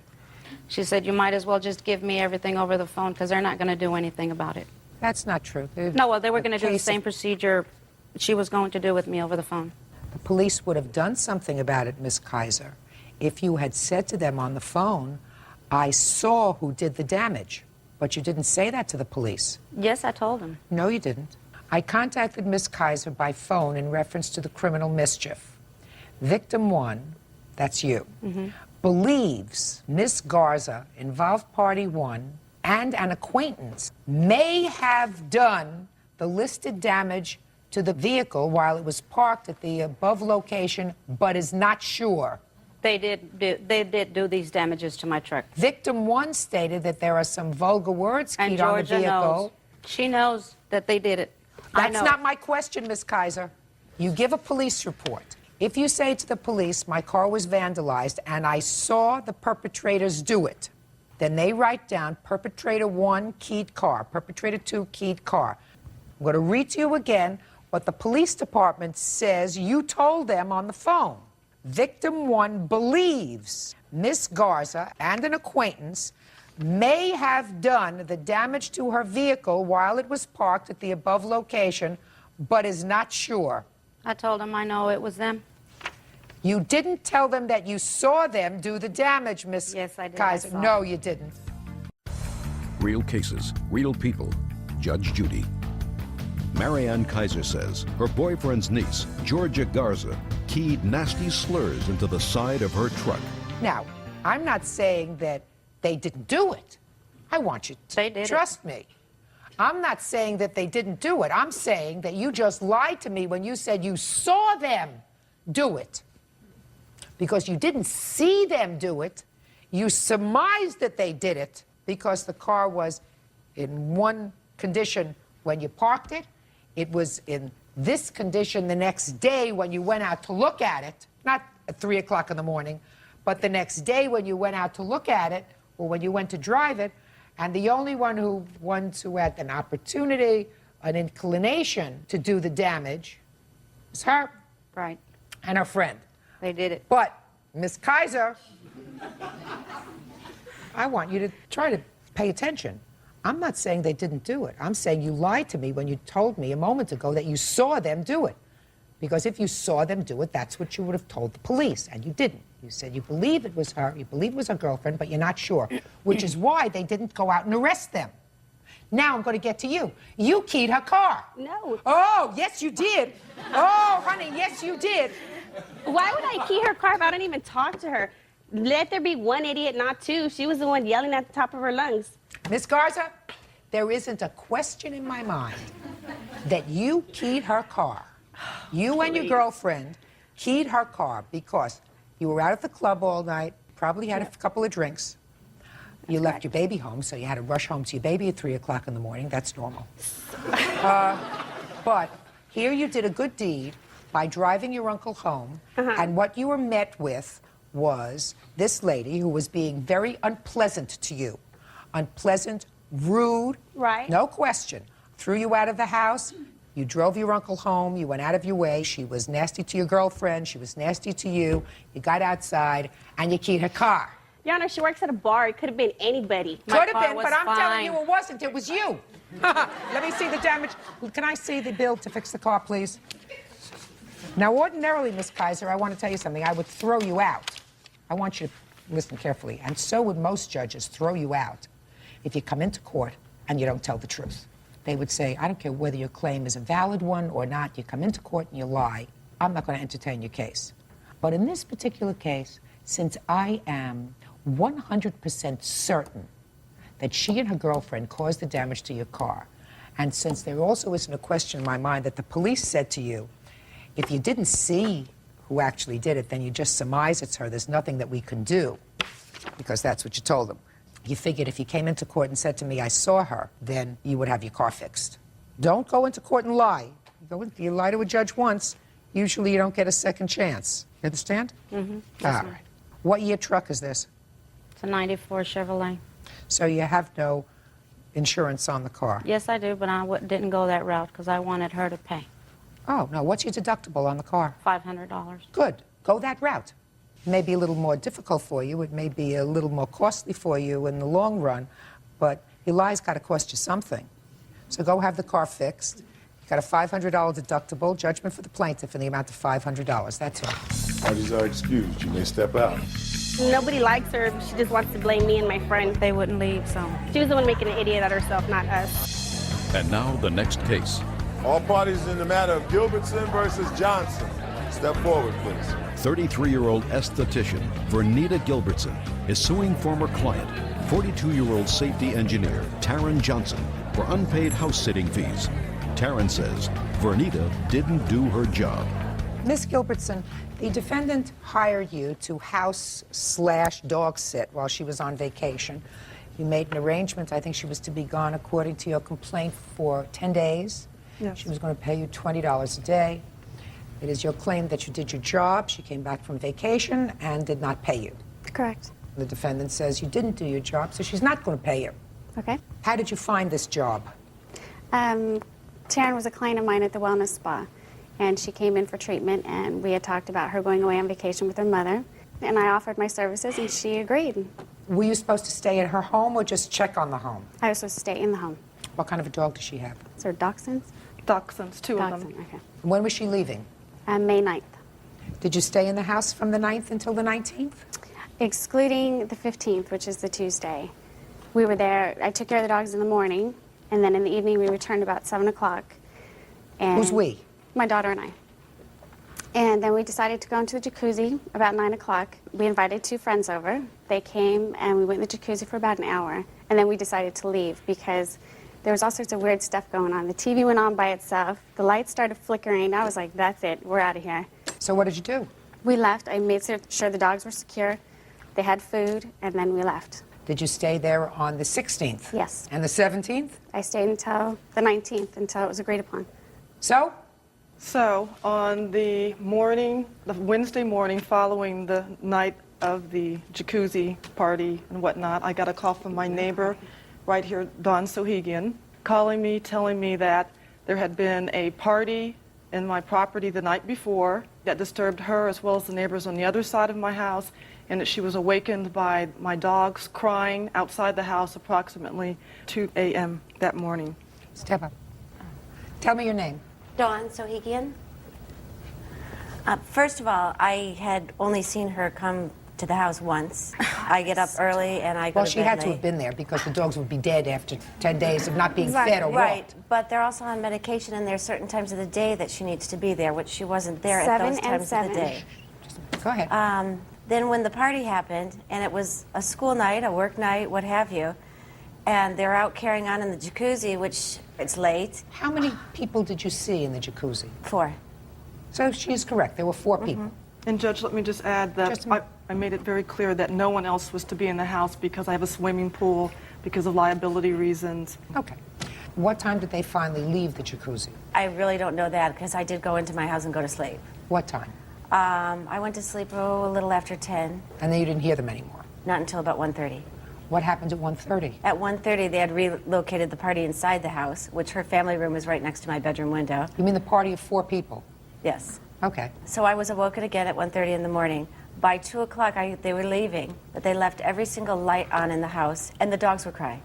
They have a doggy door, but they were sitting on the steps crying and crying and crying. So the next morning you called the defendant? The next morning, I called her answering machine. Did you contact the plaintiff at that time? Yes, I contacted the plaintiff as well as my other friend, Paula Williams, who has a key to my home. She went to the house, and I don't know if Paula would like to indicate what happened when she went to the house. You went to the house the next day on the 16th? I went to Taryn's house on the Wednesday because I was so worried about the dogs. When I drove up, all the exterior lights were on.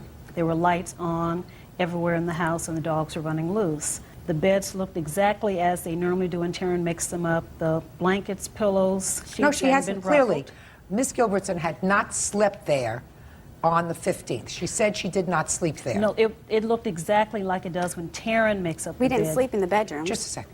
The 2 dogs were there? The 2 dogs were there running in the house. And they appeared to be fed? The dogs were fed. There was food and water there. Okay. So, other than the fact that the lights were on in the house, the house looked okay. The lights were on in the house, but the towels had not been used that day. I didn't ask. Had not been used. I'm asking you, other Not than the fact showering that the then. lights were on, The lights were on. the house was in, according to you, pristine condition. No, she chewed the comforter. Just a second. It was in pristine condition. Right. What you're saying to me was in such pristine condition, it's hard to imagine that anybody had slept there. Correct. Okay. I understand that. But the house was in pristine condition. Yes, The it dogs was. were okay. Yes, they were. Fine. What else? I stayed at the house until 10 o'clock that night, and that's when Vernita and her daughter came. Okay. Miss Johnson, did you tell Miss Gilbertson when you spoke to her after this party that she had on the 15th that you didn't want her to go back to the house? No, because she had a key, and I was afraid of what might happen.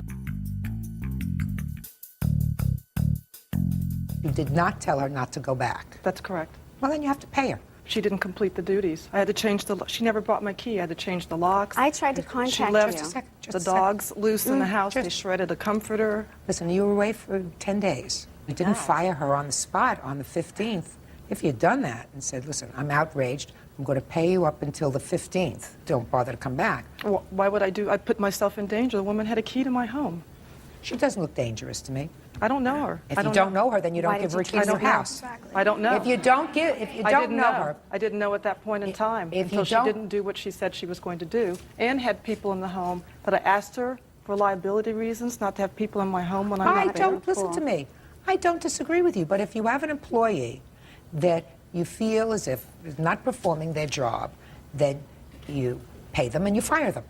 Now, if she had not done her job at all and didn't show up, and your dogs were in a state of dehydration, hadn't been fed, maybe we would have a story. But if you took 2 dogs to a kennel, it would have cost you more to take your dogs to a kennel where they would have been in a cage for 10 days as it was costing you to have a human being come to the house and on at least 9 out of the 10 days staying over at your house.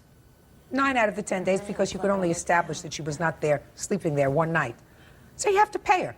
Perhaps not for the one night that she didn't sleep there because you didn't do your job that one night. Correct. Is that correct? That's fine. And I don't care about this weird ghost thing, you know. You're a big... Hey, it's true that. You're a big girl. Anyway, she owed you $200. I'm cutting that by 20 because you didn't sleep there. Judgment for the plaintiff in the amount of $180. Thank you. Thank you. Parties are excused. You may step. Now, this is case number 376 on the calendar in the matter of Waller versus Zarbach. Parties have been sworn in. Judge, you may be seated. Gentlemen, have seats, please. Mrs. Waller, this is your son. What's your first name? Doug. What? Doug. Doug. Doug was playing football on the 27th of October of this year, and according to you, during the course of the game, he was assaulted by the defendant, who was the coach on the opposing team. Yes. You want the defendant to pay for all of his medical bills and for punitive damages as a result of that assault. Yes, ma'am. The defendant says it was your son who was way out of line and that he did not assault him. He merely tried to negotiate a confrontation that was going on that was really, at least in part, precipitated by your son. Fair statement? Yes, ma'am. Okay. So you were involved in an altercation. Is that right, Doug? Yes, ma'am. Tell me what happened. There was a fumble in the football game, and Now, I want you to understand something before we go any further. This is what I know about football. okay. The only thing I know about football is it interferes with Sundays, and they don't run around bases. So don't get technical with All me. right, a fumble is where the person carrying the ball drops the ball, and that means everybody is scrambling around to get the ball. And so there was a pile, and I was on top of a kid, and he said, "Let me." You were on top of the pile. Yeah, well, I was like in the pile on top of another young man, and the kid said, "Let me up, and I'll kick your butt or something," because Okay. yeah. And so when I was getting up, I got pushed from the back, and then me and another kid started fighting. That's not true. She just said, "Want to And- get to you in a second." And then So you pile on this pile, because I've seen that. How many people were under you on the pile? I think only just the one kid that said, "Let me up." Now, the kid that was right under you was on top of another kid. Is that right? I don't think so. I think Yes, that is true. Your Just a second. I think. Well, if you fumble and somebody's got the ball, I know this much. Somebody's holding on to this ball, you know. Is that right? That's right. And then somebody is on top of them because they've gotten them down. Right? That's right. Okay. So that sounds more right to me. Okay. So you got somebody from your team that's got the ball underneath. Yeah. See, I'm picking Nope. up this game. It's from my team. From My team your recovered the team, fumble. Yes, ma'am. and then somebody from his team was on top. The guy, our quarterback, was underneath the bottom of the pile, and 2 or 3 players from his team were in the pile, and he was the last guy on top of the pile. He was the last guy on top of the He pile. was the last guy on top of the pile. Does that sound right to you, Doug? Yes, ma'am. All right. Now, just so that I can understand this, you already got a lot of guys on this pile, so the ball's not going anywhere. Right. Why do you jump on top of the pile? It's just, it was going somewhere when I jumped on the pile. No. There were a lot of people on top of the pile, so it wasn't going on. You just jump up on, because I've seen that, a bunch of morons jumping on top of a pile until it gets to be very high. So you just jump on to jump on. Yeah. And the person below you said, get off of me, and then there was a fight. Yes, ma'am. So what happened as a result of that fight? When we started fighting, he came. Why were you fighting, by the way? Ma'am. We're going to get to you. Okay. We're going to get to you. Because we're going to refresh Doug's recollection if he can, because, Doug is how old? 15. They got a lot of testosterone when they're 15. Yes, Sometimes it interferes with memory. That's true. So my question is, why were you fighting? Because when I was getting up off the pile, a kid pushed me from the back. Do you know who that was? And it shows it on the tape. Just a second. Do you know who that was? No, I don't know. All right, so he pushed you. And what happened as a result of being pushed? Me and another kid off the opposing team started fighting. Not the kid who pushed you? No. This is all such an intelligent game. So somebody else pushed you and somebody from the other team, and you started to fight. The one that said, get up, and I'm going to kick your butt. Okay. And so the two of you were fighting. Punching each other? Yes. No, ma'am. There's no punching by my guy. I'm going to get to you. Punching each other? What else were you doing to each other? I'm pretty sure we just punched at the start. Where were you punching each other? Everywhere. Everywhere. And then you say the defendant came up. Yeah. And what did the defendant do? He grabbed me by my face mask and yanked me down to the ground, and then I was punched in the back. Right Well, who punched you? I think him. But you don't know? Absolutely not. Just a second. You don't know who punched you? The tape shows a struggle of some sort. Just a second. I'm going to look at the tape. I'm asking him questions. He pulled you down by the mask, by that thing that you wear, and got you to the ground. And then somebody hit you when you were on the ground. Yes. But you don't know who hit you. No. He was still standing over him. You were there, I assume, at the game. And then what happened? And then the police officers went out and got all the players out of there and started talking to my dad, and then that was pretty much it. Everybody left. Well, let me ask you this question, Doug. Okay. Before I look at the tape and before I hear the defendant, do you think you did anything wrong that day? Yes. What did you do wrong? Instigated a fight, probably. Reacted to another child. Don't speak. You instigated a fight. And what do you think the defendant did on that day? Assaulted me. Did he try to stop the fight? I guess. Yes, ma'am. Did he try to stop the fight? Yeah. Now, do you think that if someone hadn't intervened, you and this other boy would have continued to fight? Probably not. Because after that, everybody was out on the field. They had police officers and everything, so. And who do you think started all of that? Just me getting pushed in the back. Listen, they play football and they slam into each other. They slam and they body slam and they jump on top of piles and everything else. And you got pushed. But the play was over. Just a second. You got pushed. Did you fall down and break anything when you got pushed? No, ma'am. Somebody just gave you a shove. You didn't even lose your footing, right? I fell forward, but I didn't. You didn't lose your footing. Yeah. You lurched a little bit. And then the fight was on. And then you were hurt. Yes. Real cases, real people. Judge Judy. 15-year-old Doug Waller says opposing football coach Brad Zarbach assaulted him during a game. Brad says Doug started a fight with one of his players. You were hurt? How were you hurt? I was pulled down to the ground and punched. Well, I heard that you were pulled down to the ground, and that he did, and he acknowledges that he grabbed you by a mask and immobilized you. We don't know who punched you. Yes, ma'am. Tell me about the injuries that you sustained. Concussion. I have a... You have a physician's report. I'd like to see it, please. I don't know what they're called. Also, our doctor bills. I'd like to see the report first.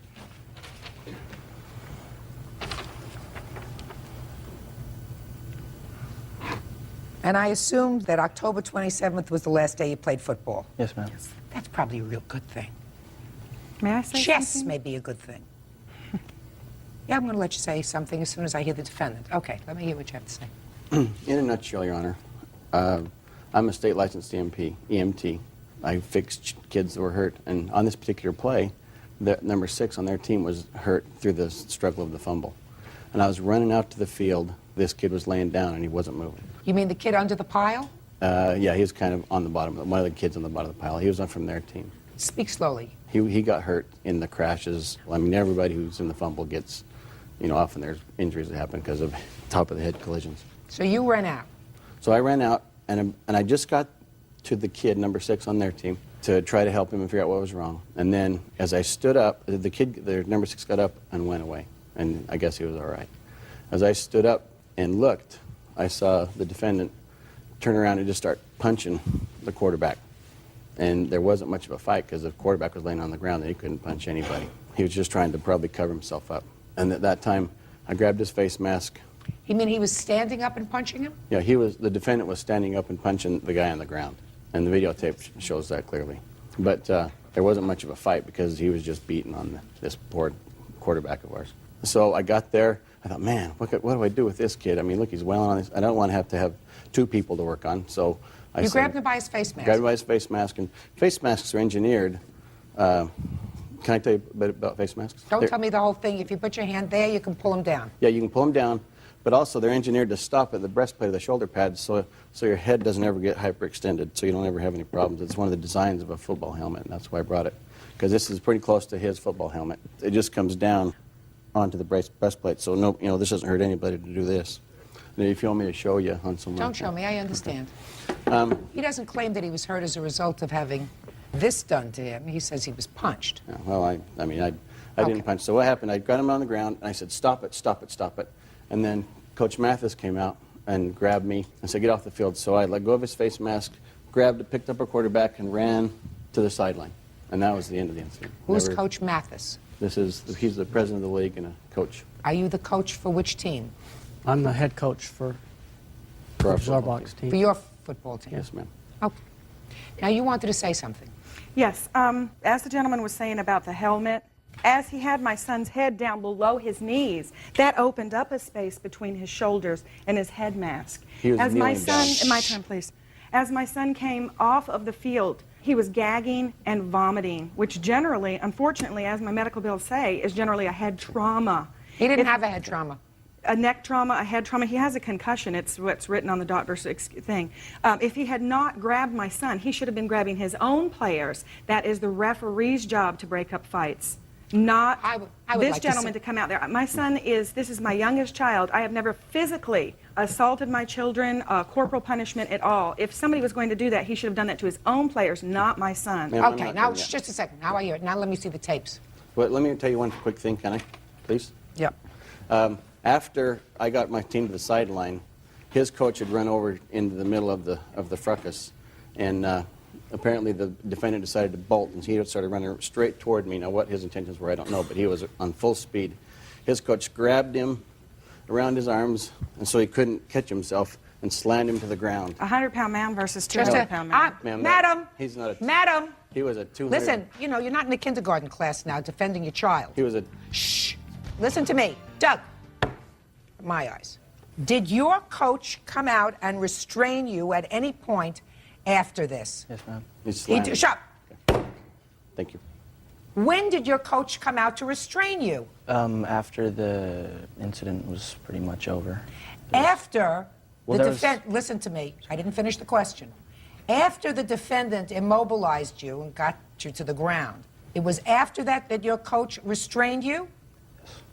Well, where were you when your coach had to restrain you? Well, most of the teams were grouped together. And Yes. I was in my side of the field, and there was still like a little kind of ruffus going on. So after... You're irritating me. I'm sorry. So after this whole thing happened, when you were nauseous and vomiting and everything else, after this, you were continuing the altercation because your coach came out and restrained you. I vomited after that. After your coach restrained you or before? After.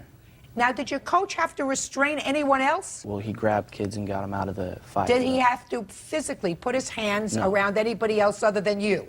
So would it be fair to say, Doug, that you were the one who was involved in most of the acting out at that moment when your coach came over to restrain you? Yes, ma'am. Well, what were you doing? Just caught up in the moment. No, not caught up with the moment. What were you doing when your coach came out to your coach came out to restrain you? I was running over towards their side of the field. Running over to do what? Go after this guy. Cause, Go after which guy? Zarbuck. You were going over to the field to assault the defendant. I was running over there, yes. Well, what were you going to do? I didn't really have it planned or anything. You didn't have a plan. And how far did you run? Point to some place in this room. How far did you run before the coach restrained you? Their table to about halfway through my table. And then the coach got you and restrained you.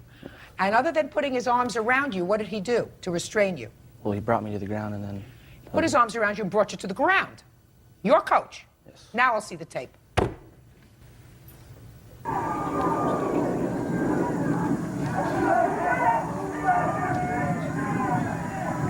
What number are you? 41. Right there. You're just pushed. Just a second. Can we go back a second, please? And there's Mr. Zarbuck. Can we go back a second? I'm not punching him at all.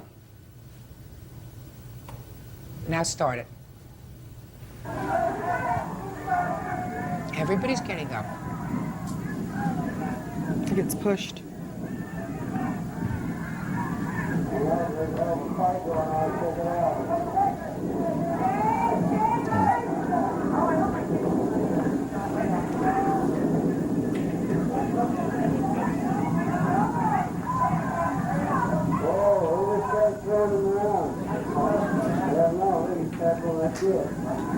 Who's on top now? That's my coach. That's your coach? Yes, ma'am. And who's on the bottom? Me. That's your coach? Yes, ma'am. Is there any more on this tape you want me to see? Go ahead. So your coach got you down, threw you down. If you listen to what the parents are saying. What? The parents are speaking in the tape. I don't care what the parents are saying. How appalled they were and that he came out. I don't care what the parents are saying. I'm looking to see who's on top of him and who got him to the ground, and it's the coach of his own team. Is there anything else on this tape? No. All right. You have a tape you want me to see? I do. It's a different angle from our bench. Just shows how he's punching him. You can't see him laying on the ground. It's clean. Now, when your coach got you down here, was that before or after the defendant got you down? After. After. Looked pretty healthy to me. Healthy enough for your coach to have to immobilize you. Can I see that tape, please, Bert? Is it all? Thank you. Judge Judy?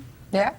I understand that this same incident has happened where he's gone out and assaulted a child during baseball. Listen, I'm not interested. Not interested. Oh, my heck. Not interested. I'm interested in October 27th.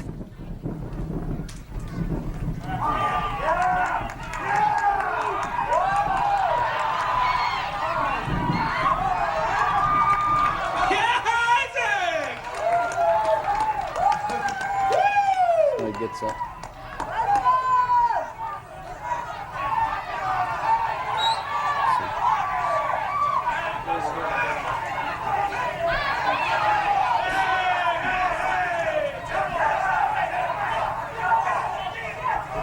That's basically it. Even the coach was punching that behind you. Okay. That's it. Who's on the ground now? That's him. It's me. He lays on him for 22 seconds. Just a second. That's you on the ground. Yes, ma'am. And who's on top of you? My coach. Your coach. Your case is dismissed. That's all. Parties are excused. You may step out. Yeah, this is case number 279 on the calendar in the matter of Pope versus Cram. Parties have been sworn in, Judge. You may be seated. Ladies, have seats, please. Ms. Pope, your complaint alleges that you rented a basement apartment in your home to the defendant, and he owes you for rent and for the substantial damage that you claim that he did to your apartment. The defendant says he didn't do any damage, the apartment was illegal, you invaded his privacy, and on and on. When did you rent him the apartment? It was in January of this year. Had you ever rented that apartment before? I had my grandson there. But only a relative? Yes. How long have you lived in the house? 48 years. Why did you decide to rent the apartment? Well, when my grandson left, I live on a very, very limited income, and to be able to stay in the house that I've lived in for 48 years, I thought if I rented it, I could manage the bills. So how did you get the word out that you had this apartment to I let? went to, in my senior club, there's a woman whose daughter works for Tracy Real Estate, and I went to her, and she sent me David and his grandmother. And at the time, I said I suffer from allergies, and I would have to have someone who didn't have animals and who didn't smoke. And she said, fine, and they said there were no animals, they didn't smoke. But I have the letter, and I have the picture of the animals. Okay, And we're getting ahead of ourselves. Okay. What was the rent he was supposed to pay? $650 with gas and electric. So far, Mr. Graham, is that correct? Everything except for the fact that she said she rented the apartment to her grandson. She's had 2 tenants there, an older female, 40 years old, and the person before me was a male that was 40 years old. So everything but the lie about the grandson is correct. Okay. But you agreed to pay $650 a month. You moved in January of this year. Yes. When did you move out? I'm still currently living there. And when was the last time you paid rent? She took my deposit for the month of May, and that was pretty much the last time. That was security. Just a second. You mean you haven't paid rent since May? Since May. Why is that? Because she had a court order for me to vacate the premises. In New York, you has a state law. You stay the apartment as long as you can prove you're looking for an apartment. You can stay in the apartment for 6 months rent-free. I've been looking for an apartment.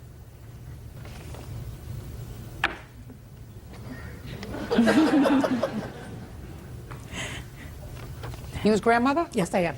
Why doesn't he go live with you? Because I live in Florida and he's still in New York. So? What do you do for a living? I work for a retail that sells computer products. So why don't you go live someplace else? Because I'm still looking I had an apartment lined up, and the guy had to give the apartment to his son. The guy lost his apartment in the city. So he said, listen, I hate to do this to you. I know you need the apartment, but my son has nowhere to live right now, so I have to give him the apartment. Why are you torturing this lady? Young man, why are you torturing this lady? I don't torture anybody, Your Honor. What? I'm not Oh, torturing yes, you anybody, are. Your If she Honor. has, according to her complaint, she's been back and forth to court with you 17 times. Your Honor. Housing court, I assume. Is that right? No, actually it's not, because it's an illegal apartment, so she insists not going to landlord-tenant court. She insists to take it to civil court, which is completely different. Just a second. You said something very interesting. It's an illegal apartment? Yes. Is that correct? Yes, according to, I'm aware. Oh. Well, it's an illegal apartment. So now you feel you gotta. Right. I don't feel anything. Oh, yes, you do. Now you feel I gotta. I got her, and there's nothing I can do because she rented an illegal apartment to me, and I can stay there as long as I like, and I will continue to torture her. You are not a very nice young man, Mr. Graham. At all. Your grandmother probably knows that. Your Honor, what she fails to mention to you is that I had to file 2 police reports against her because she had people calling me, threatening me, which I actually have something that I want to play for you. I don't want to hear it. I'm not interested.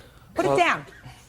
Not interested, sir. Mr. Graham, how old are you? 20 years old. How old is she? Not aware. 76. She's 76. She's entitled to live as long as she has to live in peace. And if it didn't work out, you'd get your behind out of her house. That's what a nice human being does. Doesn't say to a lady who's 76 years old, who's lived in a house for 48 years, I'm going to stay here and torture you. Nobody ever said that, Your Honor. Well, that's what you're doing. That's what you're doing. Yeah. Now, I'm not saying this lady was right in renting an illegal apartment. While I know Your people Honor, do that all the time, don't get a certificate of occupancy for a 2-family house. You have your own bathroom downstairs? Yes. Okay. So she rented your place. Turned out to be not the right thing to do, so Miss Pope is suffering. She's not entitled to her rent. And I assume that that's what they've told you. Is that right? Yes. Previously. Yes. But, Miss Pope, you say that he damaged the apartment. Oh, yes. Oh, let me see the pictures of the damage, please. Would you like to see before? I'd like to see before, This and is I'd like to see before, after. And this is now. And this is now. What I assume that you're complaining about, Mr. Graham, is that she had relatives call to threaten your life and your very existence if you didn't get out of the house. Yes. Really? Yes.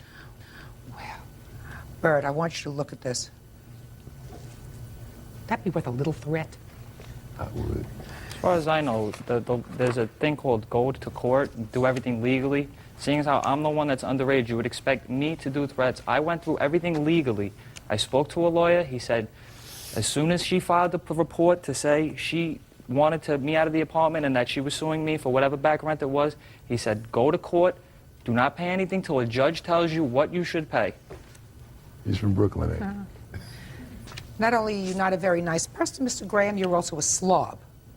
But you know what? Being a slob and creating damage in an apartment are two completely different things. No. Let me explain something to you, sir. When you live in a house, vermin, roaches... There are no vermin or roaches in the apartment. You couldn't see them if they were there, sir. Real cases, real people. Judge Judy. Elvira Pope says tenant, 20-year-old David Cram, has damaged her apartment and has failed to pay rent for the last 6 months. Elvira also claims David is squatting and she can't get him to leave. Show him the picture. Yeah, try that one.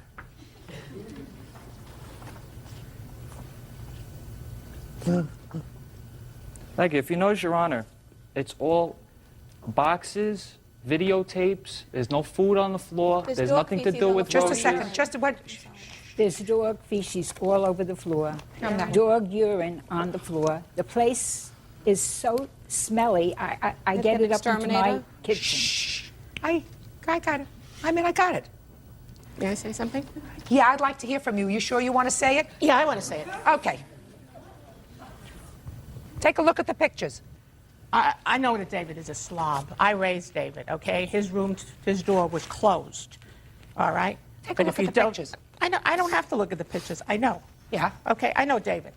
But what I want to know is if she's 76, I'm 66 and retired in Florida and ill, why does she call me up and threaten me? What did you say to her when you brought your grandson to her home? I didn't bring my grandson to her home. His godmother brought her to Oh, his you home. didn't? No, because I was told by the real estate agent that I shouldn't show my face or they wouldn't rent the apartment. Now, we both come from New York. We know what that means. I have no idea what it means, madam, but I was not the right color. His godmother is Italian. She was the right color. Let me tell you this. There is no excuse for that. I'm not excusing this. I'm telling you that this woman is calling me a... She's going to break his legs. What kind of a way is that to speak to somebody on the phone? I want to tell you something. Why don't you, if you know that your grandson is a slob, and you know that he's creating havoc in this elderly lady's life, why don't you say, David, I don't care what it takes, David. I want you to leave her house. I will help you. I'll help you get an apartment, but it's not right for you. It's not right for her. If you want to live like a slob like that, go to some big apartment building where you have anonymity, not live in somebody's house. I will help you. She's very aggravated, David. That is an untenable situation for somebody to have to live with. Untenable, madam. I agree with you. Your Honor, Okay, but what good. gives her the right to go in and take pictures when somebody lives in an apartment? And these are not the first pictures. She sent me pictures when he was still paying rent. Let me just a second. Can I Listen to me. I'm Why listening. do you think she sent you pictures? Because she wanted to tell me what kind of a slob he was. That's right, that it was making her life miserable. Your Honor, that she had no business being in there in the first place. I was in there with a plumber. You were not in The there. police were there. No, they the weren't. police were with me. Okay. Your Honor, I had to call the police Friday because I caught her I son called and the another police. man. No, you I didn't. called Friday. I don't care. Listen Your to Honor, me. Your Honor, the cop. Get out of the house. The cop told her You're she not- had no business being in there, whether she had the plumber there or not. She has to Mr. call me Graham, for an appointment. Mr. Graham. She did. We have the note that says that she listen, did. I didn't ask you to speak. Let me explain something to you, sir. You have this much sympathy from me. I'm not looking You're for a sympathy. I'm looking 20-year-old for- slob that clearly is so much of a slob that his own family doesn't want him in their house. No, actually, I could know. have moved to Florida. Yeah, I there didn't is want to move so to Florida. much. You are You can such make a assumptions slob. on the case. Don't make assumptions on my family life. Listen to me. I have 5 children. And if any of my 5 children who were 20 years old had to go rent a basement apartment from a stranger, there would be a reason. And the reason was that the family, for some reason, didn't want them. No, actually the reason is because I want to live in New York, they want to live in Florida. That's the reason. And he's absolutely right. I raised him, so he's always lived with me. Well, that's wonderful. Then he should continue to live with relatives. And if he can't live like a human being and comport himself like a human being, like a reasonable member of society, then he should live with family who's willing to tolerate it, not with some 76-year-old lady who wants to live in peace.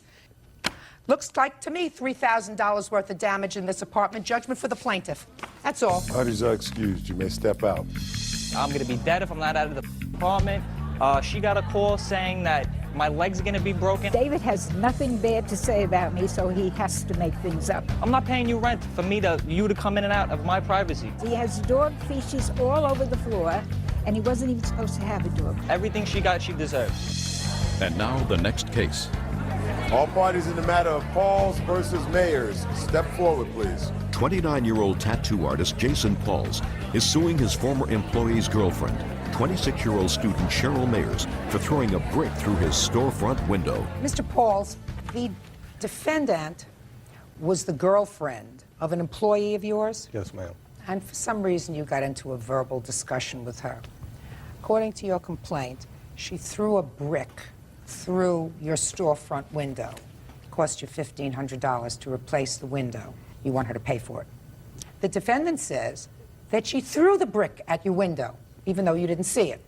She acknowledges she threw the brick at the window, but she says when she threw the brick at the window, it didn't break. She threw the brick several. Just a second. So you weren't there, so I'm going to just go right to Miss Mayers. Why did you throw the brick at his window? He had went down to Florida where my boyfriend was working and claimed that I slept with 3 different guys while I was back home waiting for surgery and working. Okay, so he was spreading rumors about you. Yes, ma'am. And you heard about it. Mm-hmm. And what did you do? I was okay at first with me and Wade arguing, but then Jason Paul's girlfriend at the time and Jason Paul's himself started threatening me. And so with everything... Just a minute. Go ahead. Anyways, with everything that was going on at the time and all the pressure, So what did you do? You got into your car? So I got in my car. I went by 2 of the guys that house that I had been accused of sleeping with, and cussed them out. First you cussed out the 2 guys because you thought that they had started these rumors. Yeah. And what time of the day or evening was this? 10:15. In the evening? Yeah. And after you got finished cursing at them, could you stand still? No. After you got finished cursing at them, you got back in your car. And where did you go? I went by Jason Paul's shop on Governor's Drive and tossed a brick at the window. Okay, now just a minute. Let's go slowly. You got back in your car and you went to where his shop was.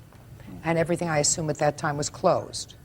No, ma'am. I mean, businesses were still open and operating, but he was in Florida, so his tattoo shop was closed. Yes, it was. When you got to his shop, did you already have the brick?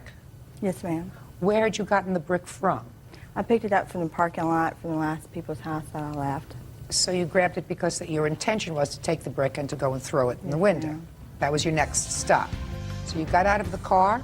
Yes, ma'am.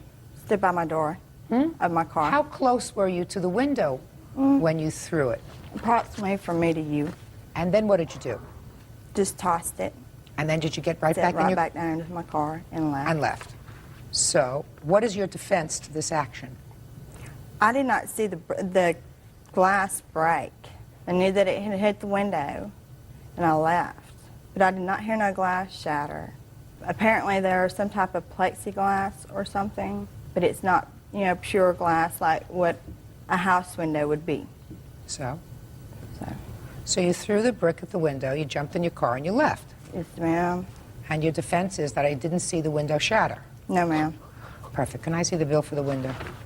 Yes, ma'am. I do have a bill from the window, but I also have a police report which states that the window was shattered. There's no question in my mind the window was shattered. Here's the back side of my check where I paid to have my front door that was shattered replaced. Here's an estimate for the glass where she had thrown it repeatedly and scarred the glass up in letters. I just want to see the bill for the glass window that she shattered. That would be this. That would be the check. Well, that's for what? The window or a door? The window. The door, excuse me. It's the door, the front door. Well, is the front door glass? Yes, ma'am. It states it in this police report. Oh.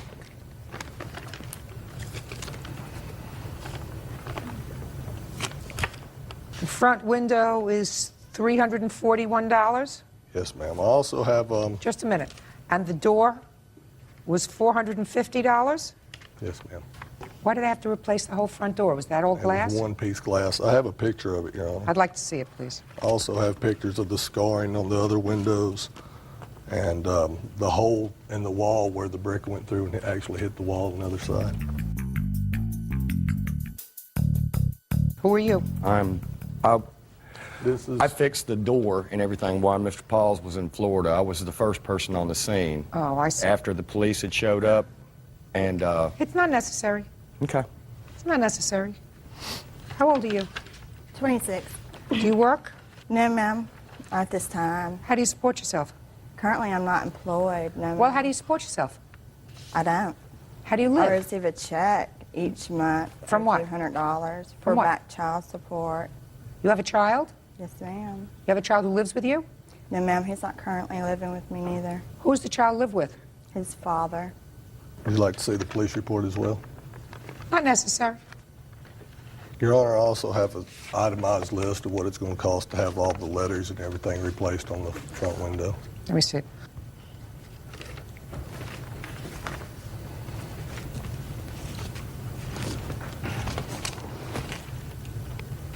It's going to cost you $1,211. I'm not giving you credit for $165.63 for gas.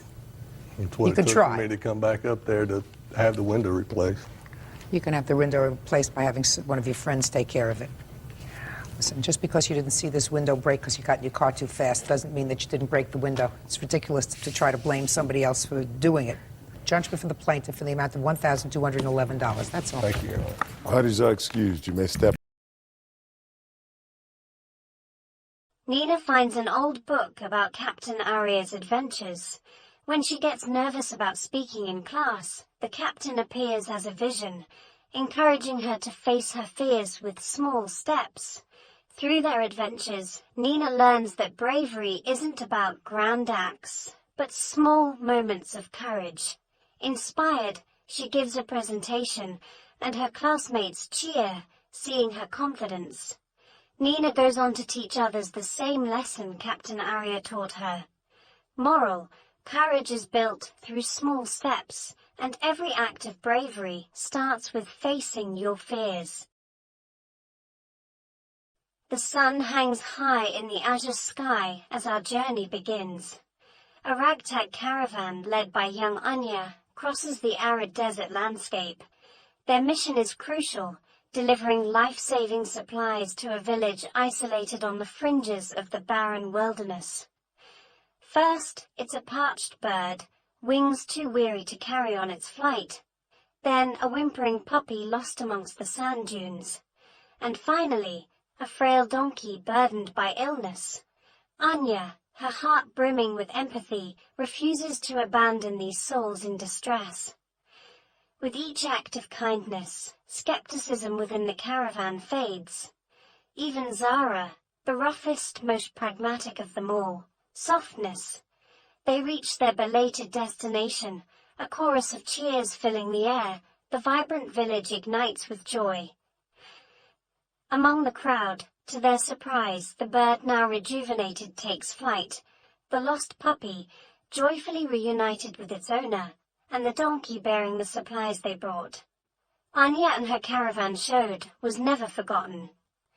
A testament that in the harsh journey of life, kindness is.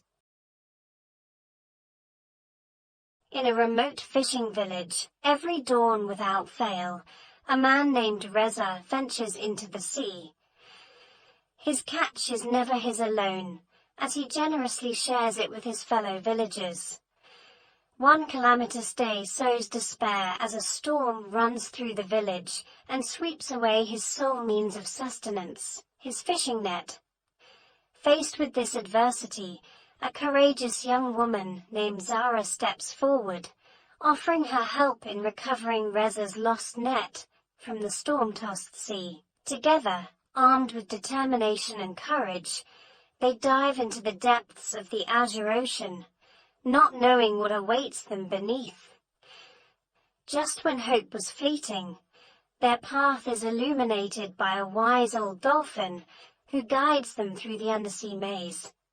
With the dolphin's guidance, they not only retrieve Reza's lost net, but also stumble upon an extraordinary sight, a bed of oysters gleaming with pearls. With joy in their hearts, they return to their village, armed not just with Reza's net, but also the treasures of the sea. Our story begins in a quaint little village nestled in the generous lap of high mountains.